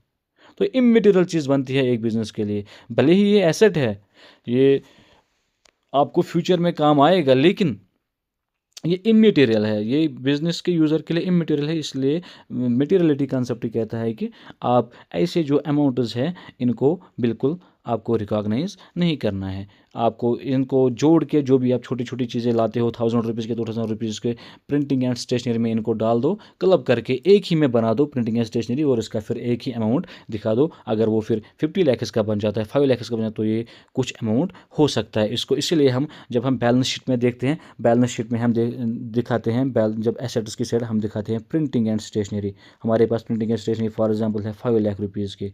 हम नहीं दिखाते हैं कैलकुलेटर है हमारे पास बुक है, हमारे पास पेन है। ये छोटे छोटे इमटेरियल चीज़ हम नहीं दिखाते, बल्कि इनको क्लब करके फिर एक ही हेड में डालते हैं प्रिंटिंग एंड स्टेशनरी, और उनको दिखाया जाता है। तो अमाउंट एक क्राइटेरिया है कि अमाउंट में हम देख सकते हैं कि क्या कोई चीज़ मटेरियल है यूज़र के लिए या इमटेरियल है। और दूसरा size of business. Small business है कोई, उसके लिए स्मॉल अमाउंट्स जो है वो मैटर करते हैं। कोई बड़ा बिज़नेस है उसके लिए स्मॉल अमाउंट्स क्या मैटर करेंगे?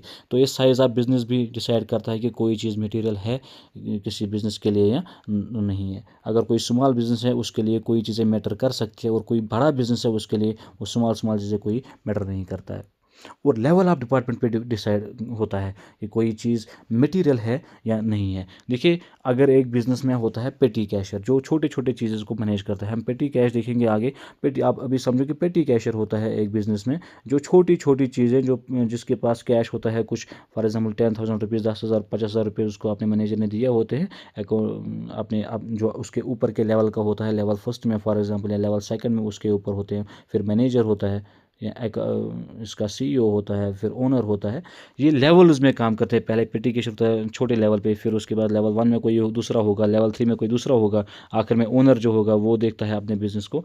इस पेटी कैशियर के लिए ये छोटी छोटी चीज़ें मैटर करती हैं, क्योंकि उसके पास तो यही काम होता है, कितनी दिन में कितनी चाय खर्च हो गई, दिन में कितने पेन्स खर्च हो गए, दिन में कितने स्टेशनरी खर्च हो गई, वो तो छोटी छोटी चीज़ें होती हैं। तो उसके लिए ये छोटी चीज़ें मैटर करती हैं, तो उसके लिए ये चीज़ें मटेरियल होती हैं। फिर जब इसके पास पहुँचेगी लेवल 1 के पास, उसके पास एक 50 रुपीज़ का कोई मटेरियल, कोई ये उसके लिए कोई मटेरियलिटी इसकी नहीं होती है। तो और जो इसके पास फॉर एग्जांपल थाउजेंड्स के जो रुपीज़ है वो मटेरियल है।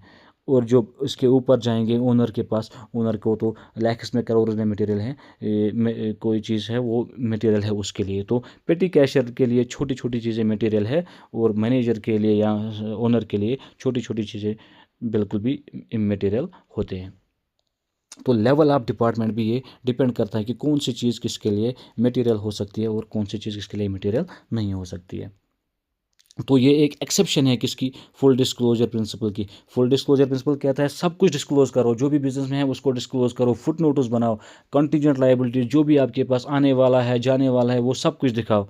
लेकिन मटेरियलिटी कंसेप्ट कहता है नहीं, आपको सिर्फ सब कुछ नहीं दिखाना है, आपको वो चीज़ें दिखानी हैं जो मटेरियल है एक यूज़र के लिए, जो उसके डिसीजन पे इम्पैक्ट डालता है, वही चीज़ें दिखाओ, सब कुछ दिखाने की ज़रूरत नहीं है। तो दैट मीन्स ये एक एक्सेप्शन बनती है किसकी, फुल डिस्क्लोजर प्रिंसिपल की। नाउ नेक्स्ट टर्म हमारे पास है हिस्टोरिकल कॉस्ट कंसेप्ट। ये भी एक इम्पॉर्टेंट कंसेप्ट है। हिस्टोरिकल कॉस्ट कहता है record an asset at cost price not market price.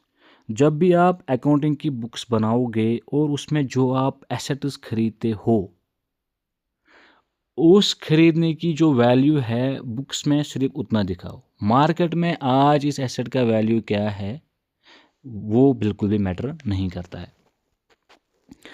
Cost price जो होता है ये होता है amount paid plus expenses of bringing and installing. आपको मैं समझाता हूँ।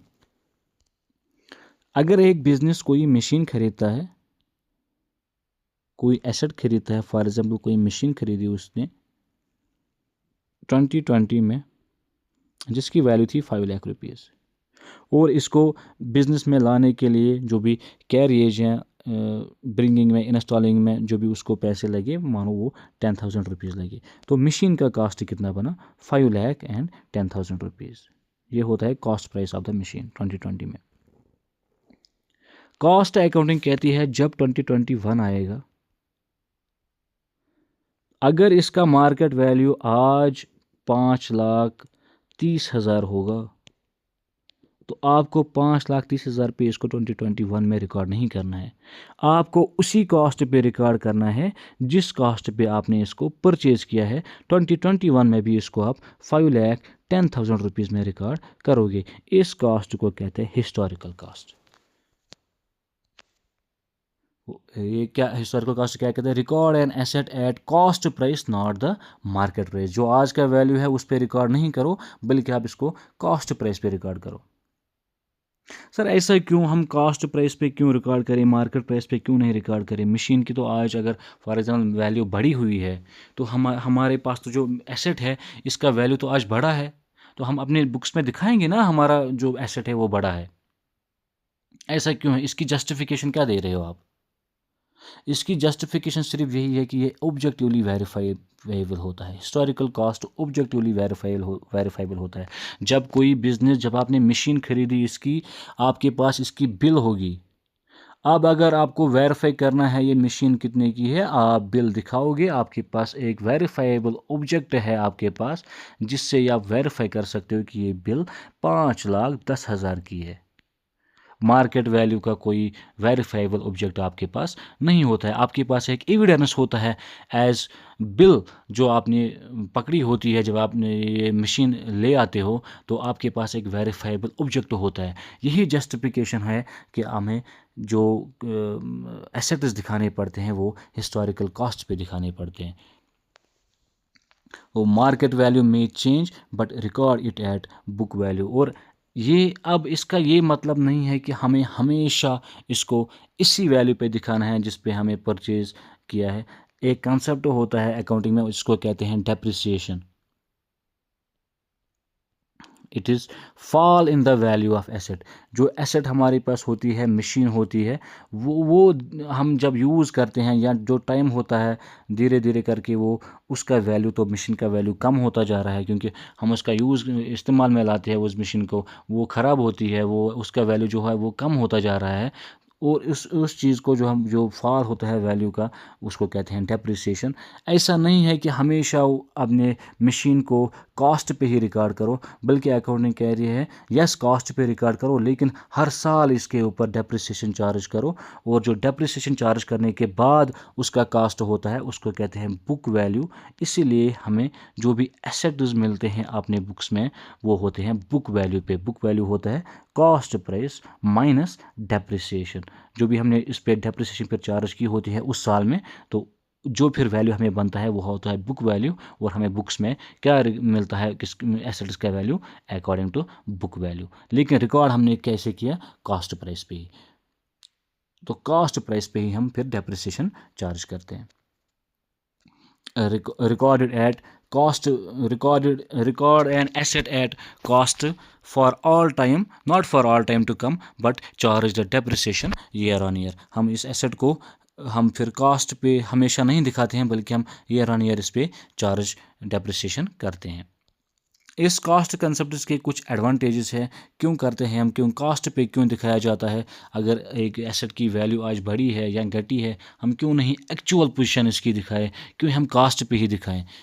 इसके कुछ एडवांटेजेस हैं। देखिए, इससे एसेट ओवर वैल्यूएशन प्रिवेंट होती है। जैसे मार्केट वोलाटाइल है, आज इस किसी एसेट का वैल्यू 10 लाख रुपए है, कल को अगले साल इसका 20 होगा, फिर अगले साल इसका 10 ही होगा, क्योंकि मार्केट तो वोलाटाइल होता है।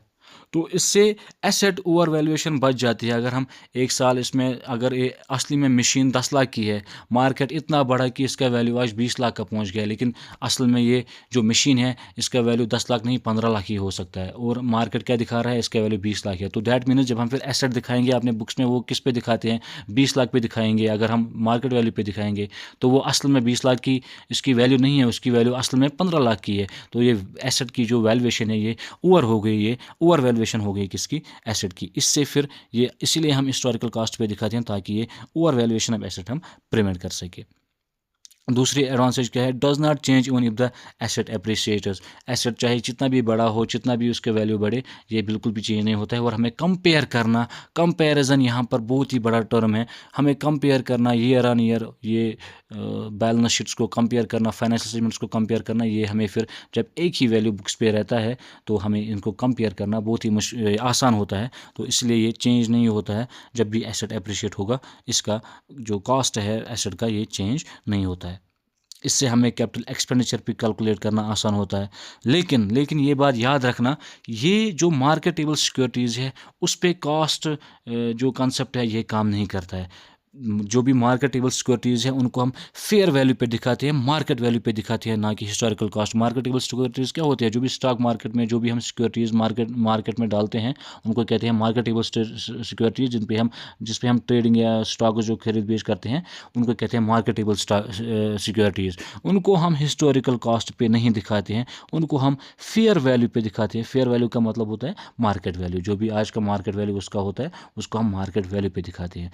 अगर हमने कोई मार्केटेबल सिक्योरिटीज़ है, हमारे पास कोई भी एसेट है एज मार्केटेबल सिक्योरिटी, उसको हिस्टोरिकल कॉस्ट पे नहीं बल्कि फेयर वैल्यू पे दिखाया जाएगा। मे बी आपको एसएसबी ये पूछ सकता है कि किस इसमें से, इन ऑप्शन में से किस पे ये हिस्टोरिकल का कंसेप्ट नहीं इस्तेमाल होता है। तो वो होता है किन पे, मार्केटेबल सिक्योरिटीज़ पे हिस्टोरिकल कंसेप्ट काम नहीं करता है। उनको हम रिकॉर्ड किस पे करते हैं, फेयर वैल्यू पे। फेयर वैल्यू का मतलब होता है मार्केट प्राइस पे।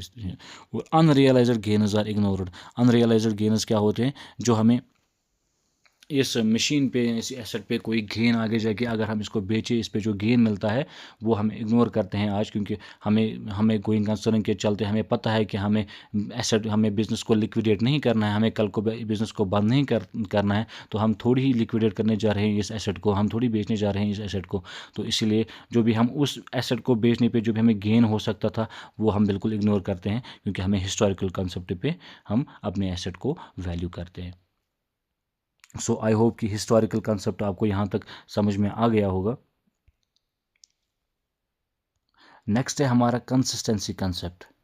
कंसिस्टेंट का मतलब को आपको पता ही होगा कि ईयर ऑन ईयर जो भी आप रूल्स आज फॉलो करोगे, जो भी रूल्स इस अकाउंटिंग पीरियड में फॉलो करोगे, वही रूल्स आपको नेक्स्ट अकाउंटिंग ईयर में फॉलो करने हैं, वही रूल्स आपको उसके आने वाले के बाद अकाउंटिंग में फॉलो करने हैं। ऐसा नहीं है कि आप इस अकाउंटिंग पीरियड में एक रूल इस्तेमाल करो और अगले जो अकाउंटिंग पीरियड है उसमें दूसरा रूल इस्तेमाल करो, फिर कंपेरिजन करना ये मुश्किल हो जाता है एक यूज़र के लिए। So any method selected for recording and reporting purpose, it must be regularly followed in the future also। कोई भी मेथड जो भी हम एक अकाउंटिंग पीरियड में सिलेक्ट करें अपने फाइनेंशियल स्टेटमेंट्स बनाने के लिए, वही मेथड हमें बार बार हमेशा हर एक अकाउंटिंग पीरियड में दिखाना चाहिए।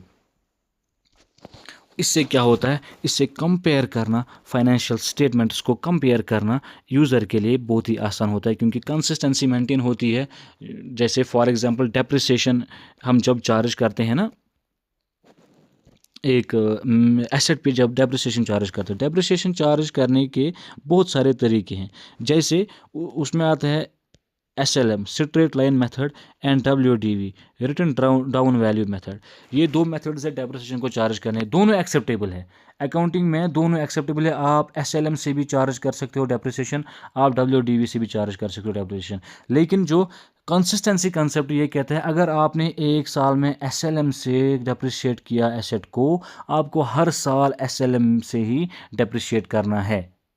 अगर आपने WDV से एक साल पहले साल अकाउंटिंग में डेप्रिशिएट करना स्टार्ट किया, तो आपको आने वाले हर साल में हर एक अकाउंटिंग पीरियड में WDV का ही इस्तेमाल किए, ताकि ये कंसिस्टेंट रहे और कंपेरेबिलिटी इसमें ऐड हो, इसमें कंपैरिजन करना फिर आसान हो जाए। जब एक साल में आपने WDV इस्तेमाल किया, अगले साल में भी WDV इस्तेमाल करोगे, अगले साल में भी WDV इस्तेमाल करोगे, तो ईयर ऑन ईयर इसको कंपैरिजन करना आसान हो सकता है। एक साल SLM से दिखाओगे डेप्रिसिएशन, दूसरे साल WDV से डेप्रिसिएशन दिखाओगे, तो कंपेयर करना थोड़ा मुश्किल हो जाता है। तो जब भी हमारे पास एक अल्टरनेट ऑप्शन होता है, जैसे WDV और SLM मेथड दोनों एक्सेप्टेबल है, तो हमारे पास अल्टरनेट ऑप्शंस हैं, हम SLM भी यूज़ कर सकते हैं और WDV भी इस्तेमाल कर सकते हैं। तो उस टाइम पे आपको कंसिस्टेंसी कंसेप्ट का इस्तेमाल करके जो भी आपने चूज़ किया, जो भी मेथड आपने चूज़ किया, ये आपको हर एक अकाउंटिंग पीरियड में रिपीट करना है। इसी मेथड के थ्रू आपको अपने रूल्स जो भी इस मेथड के थ्रू आपने इस्तेमाल किए एक अकाउंटिंग पीरियड में, आपको हर एक अकाउंटिंग पीरियड में वही मेथड इस्तेमाल करना है। लेकिन अकाउंटिंग में जो आता है, अकाउंटिंग कहते हैं कि आप अपने मेथड्स को ओनली एंड ओनली दो सिचुएशंस में चेंज कर सकते हो। दो सिचुएशंस ऐसे हैं जिनमें आप ये मेथड चेंज कर सकते हो। अगर कोई अकाउंटिंग का लॉ आपसे कहें कि ये आपको चेंज करना है, या आगे जाके ऐसा कोई स्टैंडर्ड बन जाए कि अकाउंटिंग एडवांस हो और आपको कोई लॉ बने, अकाउंटिंग स्टैंडर्ड बने कि आप कैसे किस तरीके से अपना ये चेंज कर सकते हो अपना मेथड, तो आप कर सकते हो, वो आपको लॉ बताएगा। दूसरा, अगर इसके चेंज करने से एक यूज़र को उससे अच्छी मीनिंगफुल इंफॉर्मेशन मिले जो आप ऑलरेडी मेथड इस्तेमाल कर रहे हो, आप उसको चेंज कर रहे हो, कोई नए मेथड से आप नए रूल से अपने अकाउंटिंग पीरियड में दिखा रहे हो रिजल्ट्स, तो अगर वो एक मीनिंगफुल इंफॉर्मेशन प्रोड्यूस करे अपने यूज़र के लिए, then you are required to change the accounting consistency. लेकिन अगर जब आप ये चेंज करोगे अपना, ये जो भी आप मेथड है, जो भी आप रूल आपने बार बार इस्तेमाल किए हैं, उसको अगर आप चेंज करोगे, आपको दिखाना है, आपको ये फुल डिस्क्लोजर के चलते आपको ये डिस्क्लोज करना है कि हमने ये चेंज क्यों किया और इस चेंज का इम्पैक्ट क्या है, ऐसी कौन सी मीनिंगफुल इन्फॉर्मेशन इससे मिली कि हमने इसको चेंज कर दिया। आई होप यहाँ ये थ्योरेटिकल है, आपको समझ में आ गया होगा। नाउ हमारे पास है आखिरी टर्म जिसको कहते हैं प्रूडेंस कंसेप्ट या कंजर्वेटिज्म कंसेप्ट। देखिए, ये जो प्रूडेंस कंसेप्ट है ना, ये बच्चों को बहुत कंफ्यूज करता है। इसमें बच्चे दो कंसेप्ट हैं, मैचिंग एंड प्रूडेंस, जिसमें बच्चे बहुत ज़्यादा कंफ्यूज होते हैं। इन पे आपको अच्छे से ध्यान देना है और मैंने आपसे वादा किया है इनको मैं क्लियर करूँगा और इंशाल्लाह मैं आपको इनको बिल्कुल क्लियर करूँगा। देखिए, जो प्रूडेंस कंसेप्ट कहता है, मैं इसकी पहले जो ये फ्रेज है ना, ये आपके सामने रखना चाहता हूँ। प्रूडेंस कंसेप्ट कहता है anticipate no profit but provide for all possible losses. Prudence concept कहता है, कंजर्वेटिज्म कंसेप्ट कहता है you need to play safe in accounting. आपको अकाउंटिंग में सेफ प्ले करना है, कोई रिस्क नहीं लेनी है, आपको सेफ प्ले करना है। आपको जो भी प्रॉफिट्स आने वाले हैं उनको एंटिसिपेट ना करो, लेकिन अगर आगे जाके कोई भी लॉस होने वाला है वो ध्यान में रखो। सर, कहना क्या चाहते हो? मैं ये कहना चाहता हूँ, record lowest possible values for assets and highest possible value for expenses. देखिए, अगर एक ये अकाउंटिंग पीरियड है 1 अप्रैल से 31 मार्च तक, ये मेरा अकाउंटिंग पीरियड है और 31 मार्च को मैं अपनी अकाउंटिंग करता हूँ। अकाउंटिंग पीरियड के एंड पे हम अकाउंटिंग बिजनेस की करते हैं, क्या हुआ, क्या इनकम थी, क्या लॉस हुआ, क्या एक्सपेंसेस थे, क्या परचेजेस थे, क्या सेल्स थे, क्या हमारे पास एसेट्स है, क्या लायबिलिटीज़ है, क्या कैपिटल है। ये सब हम फिर अकाउंटिंग में profit and loss balance sheet बनाकर, कैश फ्लो स्टेटमेंट्स बनाकर हम अपनी अकाउंटिंग को एंड करते हैं। अब अगर आपको इस 31 मार्च को ये पता है कि मुझे आगे आने वाला कोई प्रॉफिट है, प्रूडेंस कहता है भाई इसको इग्नोर करो, एंटिसिपेट नो प्रॉफिट। लेकिन अगर आपको पता है आगे आने वाला कोई लॉस है, इसको कंसिडर करो, प्रोवाइड फॉर दिस लॉस। बात समझ में आ रही होगी। मैं एग्जांपल लेता हूं एक क्लोजिंग स्टॉक की, बहुत ही जबरदस्त कंसेप्ट है। देखिए, जो क्लोजिंग स्टॉक है, प्रूडेंस कंसेप्ट कहता है कि क्लोजिंग स्टॉक को या तो कॉस्ट पे दिखाओ या तो मार्केट वैल्यू पे दिखाओ, दोनों में से जो लवर हो, जिसका वैल्यू कम है वो दिखाओ। ये कहता है प्रूडेंस कंसेप्ट क्लोजिंग स्टॉक के बारे में। जब भी क्लोजिंग स्टॉक आपके पास बचता है, जैसे मैंने मैचिंग में आपको बताया, हमने कुछ परचेजेस किए, उसके साथ जो रेवेन्यू मैच हमने किया, और फिर हमारे पास जो कुछ इन्वेंट्री बचती है उसको कहते हैं क्लोजिंग स्टॉक। अब उस क्लोजिंग स्टॉक का वैल्यू आप क्या लोगे? कॉस्ट पे लोगे एज पर कॉस्ट कंसेप्ट, या मार्केट वैल्यू पे लोगे? प्रूडेंस कंसेप्ट कहता है कि आपको वो वैल्यू लेनी है जो लवर है। कॉस्ट अगर कम है तो कॉस्ट पे लो, अगर मार्केट वैल्यू कम है तो मार्केट पे लो। तो मैं समझाता हूं आपको ये क्या कहना चाहता है। अगर एक बिजनेस के पास ये क्लोजिंग स्टॉक है,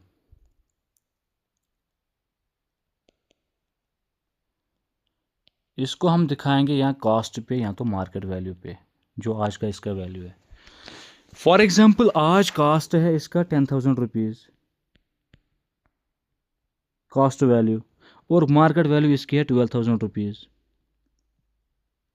तो मुझे बताओ, अगर मैं इसको मार्केट वैल्यू पे दिखाऊंगा तो मुझे 2,000 का प्रॉफिट हुआ। इसका वैल्यू था कितना? 10,000। आज मार्केट वैल्यू है 12,000 इस क्लोजिंग स्टॉक की। जब ये क्लोजिंग स्टॉक कब हम इस्तेमाल करते हैं? अगले साल। तो इस साल इसका वैल्यू कॉस्ट कितना था? 10 साल। अगले साल में जब इसको क्लोज स्टॉक को as an opening stock use करूंगा तो उस टाइम जो मार्केट वैल्यू है वो कितना है? 12,000 रुपीज़। तो ये मुझे 2,000 का रुपये कितना हुआ? प्रॉफिट हुआ। प्रूडेंस कहता है बाय प्रॉफिट को पहले ही मत दिखाओ, प्रॉफिट को कंसिडर ना करो, लोअर वैल्यू जो है कॉस्ट इस पे दिखाओ। तो आपको अगले साल जब आप क्लोजिंग स्टॉक को दिखाओगे उस टाइम उसका वैल्यू 12,000 है, आपको 12,000 पे नहीं दिखाना है क्योंकि ये आपका प्रॉफिट हो जाता। तो प्रॉफिट को मत दिखाओ, इसको ओवर स्टेट मत करो अपने प्रॉफिट को। इससे क्या होता? मेरा प्रॉफिट ओवर स्टेट होता, ये ज़्यादा दिख जाता, 2,000 से ये ज़्यादा दिख जाता। जो कि मैंने अभी क्लोजिंग स्टॉक को सेल किया ही नहीं, मैं पहले ही दिखाता हूँ मेरा क्लोजिंग स्टॉक का वैल्यू 12,000 है, जबकि मैंने खरीदा कितने का? 10,000 का है, इसका कॉस्ट 10,000 का था। तो ये प्रॉफिट मेरा ज़्यादा हो जाता, इसको ओवर सेट हो जाता। तो प्रूडेंस कंसेप्ट कहता है नहीं, लोअर जो है ना कॉस्ट, आप इस पे दिखाओ, पहले ही एंटिसिपेट प्रॉफिट मत करो। अब इसका रिवर्शन देखते हैं। क्लोजिंग स्टॉक है, फॉर एग्जांपल इसका कॉस्ट मेरा था 12,000 रुपीज़, और अब मार्केट वैल्यू है इसका 8,000। तो ये 4,000 मेरा क्या हो जाता? लॉस। अगले साल मेरा ये लॉस हो जाता पहले ही। तो आपको प्रूडेंस कंसेप्ट कहता है हाँ, इस लॉस को आप प्रोवाइड करो। आप 12,000 पे नहीं, आप 8,000 पे दिखाओ, लोअर जो इनमें से हैं वो दिखाओ। ये आपका लॉस हो जाता है, इसको कंसिडर करना है। अगर कंसिडर करना है तो आपको 8,000 पे दिखाना है, 12,000 पे नहीं है। आई होप आपको प्रूडेंस कंसेप्ट समझ में आ रहा होगा। प्रूडेंस कंसेप्ट कहता है एंटिसिपेट नो प्रॉफिट, जो भी आपको प्रॉफिट होने वाला है उसको एंटिसिपेट मत करो, but provide for all possible losses. अगर आपको पता है कि आगे जाके मुझे शायद लॉस हो सकता है तो वो आपको प्रोवाइड करना है। तो इससे क्या हुआ, प्रॉफिट्स और एसेट्स जो है वो ओवर स्टेट नहीं होते हैं, आपके बैलेंस शीट में प्रॉफिट्स और एसेट्स ज़्यादा नहीं दिखते हैं और जो लॉसेस और लायबिलिटीज़ है वो कम नहीं दिखते हैं। जैसे क्लोजिंग स्टॉक है हमारा, जब हमने आपको बताया था इसका 10,000 हमारा कॉस्ट था और मार्केट वैल्यू 12,000 थी, अगर मैं 12,000 पे दिखा था तो मेरा प्रॉफिट ओवर स्टेट हो जाता। तो प्रूडेंस कंसेप्ट क्या बचाता है, इस प्रॉफिट को ओवर स्टेट होने से बचाता है। और अगर मैं दूसरे वाले सिनेरियो में अगर मैं 8,000 के बजाय इसको 10,000 में दिखाता, 12,000 में दिखाता, तो मेरे जो जो लॉसेस थे, लॉस तो मुझे तो अगले साल तो 8,000 में बेचना था, 12,000 में तो बेचना नहीं था। तो अगर मैं इसको 12,000 पे दिखाता अपने बुक्स में, तो मेरे लाइबिलिटीज़ जो है वो अंडरस्टेट हो जाते, वो कम दिख जाते लाइबिलिटीज़, या मेरे जो लॉसेस है वो कम दिख जाते। सो दैट इज़ हम लोवेस्ट पॉसिबल वैल्यू एसेट्स की जो रेवेन्यूज़ की है वो दिखाते हैं और लायबिलिटीज़ की हाईएस्ट पॉसिबल वैल्यू वो दिखाते हैं। आई होप कि यहाँ तक आपको समझ में आ गया होगा प्रूडेंस कंसेप्ट क्या कहता है। और इसीलिए क्लोजिंग स्टॉक को हम कॉस्ट या मार्केट वैल्यू जो भी है इनमें से जो भी लवर होगा उस पे रिकॉर्ड करते हैं, ताकि हमारे जो एसेट्स और प्रॉफिट्स है वो ओवर स्टेट ना हो और जो हमारे लॉसेस और लायबिलिटीज़ है वो अंडर स्टेट ना हो। इसी वजह से आपको प्रूडेंस कंसेप्ट कहता है anticipate no profits but provide for all possible losses. इसी प्रूडेंस की वजह से हम जो प्रोविजन डाउटफुल डेट्स के लिए बनाते हैं या डिस्काउंट ऑन डेटर्स या कॉन्टीजेंसीज को दिखाते हैं बिकॉज ऑफ प्रूडेंस कंसेप्ट। देखो, और जब हम ये डाउटफुल डेटर्स दिखाते हैं ना, कभी कभार बिजनेस क्या कर सकता है, वो ज़्यादा डाउटफुल डेटर्स दिखाता है और जिसकी वजह से सेक्रेट रिजर्व्स बिजनेस में पैदा होते हैं।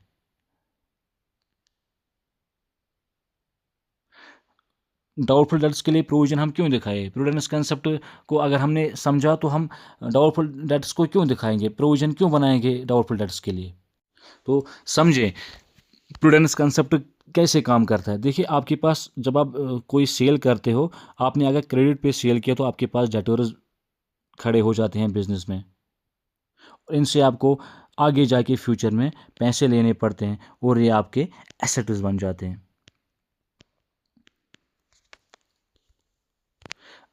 तो हम क्या करते हैं, ऐसा होता है कभी कभी कि आपको ये एक्सपीरियंस से पता चलता है कि शायद मुझे सारे डेटर्स जो हैं वो पैसा वापस नहीं करेंगे, इनमें से मुझे कोई डेटर्स पैसे नहीं देंगे।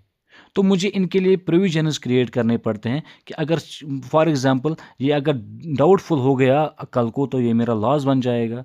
इसीलिए मैं इस लॉस को आज ही दिखाऊंगा, आज ही इसके लिए कुछ ऐसा काम करूंगा ताकि प्रूडेंस कंसेप्ट में फॉलो कर पाऊँ, क्योंकि ये मुझे आगे जाने वाला लॉस है, मुझे प्रोवाइड करना है लॉस के लिए। अगर प्रॉफिट होता तो मैं एंटिसिपेट नहीं करता, लेकिन ये मुझे लॉस होने वाला है, इसीलिए मैं प्रोविजन इसके लिए बनाऊंगा डाउटफुल डेट्स के लिए। आज ही प्रोविजन फॉर डाउटफुल डेटर्स बनाऊंगा ताकि ये मुझे आगे जाने वाला लॉस होने वाला है या एक्सपेंस होने वाला है, मुझे इसके लिए आज ही काम करना है। ये प्रूडेंस कंसेप्ट कहता है इसको, provide for all possible losses. इसलिए डाउटफुल डेटर्स हम क्रिएट करते हैं। अब डाउटफुल डेटर्स क्रिएट करने से, डाउटफुल डेटर्स हम क्या करते हैं, हमने प्रोविजन बनाया डाउटफुल डेटर्स के लिए, प्रोविजन फॉर डाउटफुल डेटर्स हमने बना लिए, प्रूडेंस कंसेप्ट को फॉलो करने के लिए हमने डाउटफुल डेटर्स प्रोविजन, उनके लिए प्रोविजन आज ही बना लिए। अब फॉर एग्जांपल कोई बिजनेस डाउटफुल डेट्स का प्रोविजन ज़्यादा बनाता है, यानी कि अगर उसके पास डेटर्स जो हैं वो 50 लाख के डेटर्स हैं, वो कहता है कि मेरे डेटर्स जो है, मेरे बैड डेटर्स जो उसको असल में होने वाले थे, उसको अपने एक्सपीरियंस से ये पता चलता है कि मुझे 10 लाख के बैड डेटर्स होने वाले हैं। तो इन 10 लाख का उसको प्रोविज़न बनाना है कि आगे जाके मुझे ये लॉस होगा और इसके लिए मैं आज ही प्रोविज़न बनाऊंगा। लेकिन कभी कभार क्या होता है, बिजनेस वो बैड डेटर्स का प्रोविज़न ज़्यादा बनाते हैं, 10 लाख के बजाय वो 30 लाख बनाया।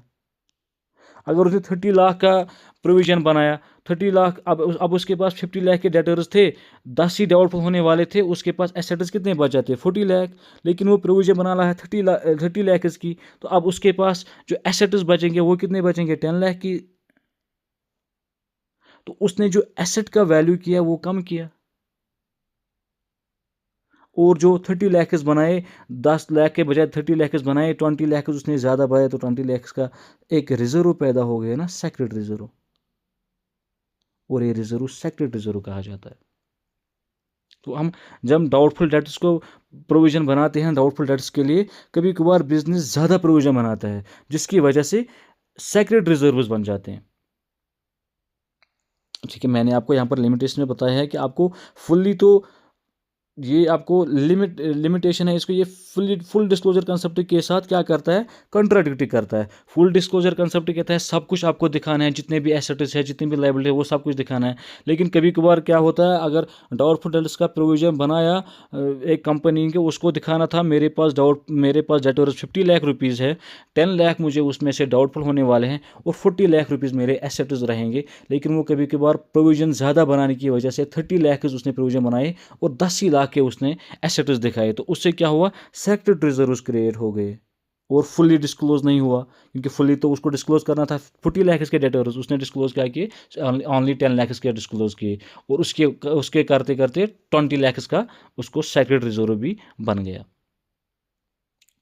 तो आई होप कि इस एग्जाम्पल से आपको ये लिमिटेशन भी समझ आ गई होगी और प्रोविजन फॉर डाउटफुल डेट्स हम क्यों बनाते हैं ये भी समझ में आ गया होगा। कहता है show the joint life policy at surrender value on the asset side of balance sheet. आपको जो लाइफ पॉलिसी है उसको सरेंडर वैल्यू पे दिखाना है। सरेंडर वैल्यू क्या होता है, अगर आज आप इसको तोड़ोगे जो आपको आज वैल्यू मिलेगा वही दिखाओ, आगे जाके जो आपको इसको फ़ायदा मिलने वाला है, इनकम मिलने हैं, आपको एंटिसिपेट कोई प्रॉफिट नहीं करना है आप। लेकिन हाँ, भले ही आपको लॉसेस के लिए प्रोवाइड करना है, लेकिन अगर आपको कोई प्रॉफिट एंटिसिपेट हो रहा है उसको नहीं दिखाना है। आपके पास अगर कोई पॉलिसी है वो आगे जाके आपको प्रॉफिट देगी वो नहीं दिखाना है, बल्कि अगर आप आज उसको तोड़ोगे, उसको सरेंडर करोगे, आज का वैल्यू जो है वो आपको रिकॉर्ड करना है, ना कि फ्यूचर का प्रॉफिट आप एंटिसिपेट करोगे।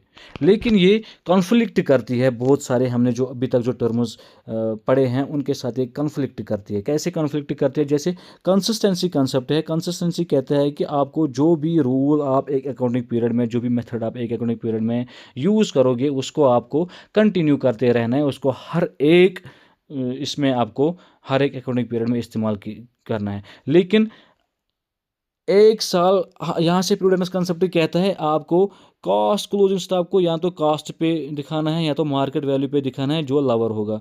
अब फॉर एग्जांपल एक अकाउंटिंग पीरियड में कॉस्ट लवर हुआ, हमने कॉस्ट पे दिखाया। अब कंसिस्टेंसी के चलते हमने अगले साल भी इसको कैश पे दिखाना है, कॉस्ट पे। लेकिन प्रूडेंस कंसेप्ट कहता है जो लवर होगा वही दिखाओ। अब अगर इस अकाउंटिंग पीरियड में मार्केट वैल्यू लवर हुआ तो हमें क्या दिखाएंगे, मार्केट वैल्यू। तो एक साल में हमने कॉस्ट पे दिखाया, अगले साल पे मार्केट वैल्यू पे दिखाया, तो कंसिस्टेंसी नहीं मेंटेन हुई ना। तो इससे क्या, ये कॉन्ट्राडिक्ट करता है किससे, कंसिस्टेंसी कंसेप्ट के साथ। और फुल डिस्क्लोजर तो मैंने आपको अभी दिखाया, उसको एसेट्स दिखाने 50 लाख के, लेकिन सेक्रेट रिजर्व्स क्रिएट करते करते उसने 10 लाख के ही ऑनली एसेट्स दिखाए। तो उससे क्या हुआ, फुली डिस्क्लोज नहीं हुआ और ट्रू एंड फेयर पिक्चर भी नहीं मिली एक यूज़र को। मैचिंग कंसेप्ट प्रिंसिपल के साथ भी ये करता है कॉन्ट्रैक्ट, और कास्ट कंसेप्ट के साथ भी कॉन्ट्रैक्ट। कास्ट कंसेप्ट के साथ कैसे कॉन्ट्रैक्ट करता है, आपको बताता है कि मार्केट वैल्यू पे दिखाओ अगर ये लवर होगा, लेकिन कास्ट कंसेप्ट कहता है हमेशा कास्ट पे दिखाओ। तो ये कॉन्ट्रैक्ट हो गया ना।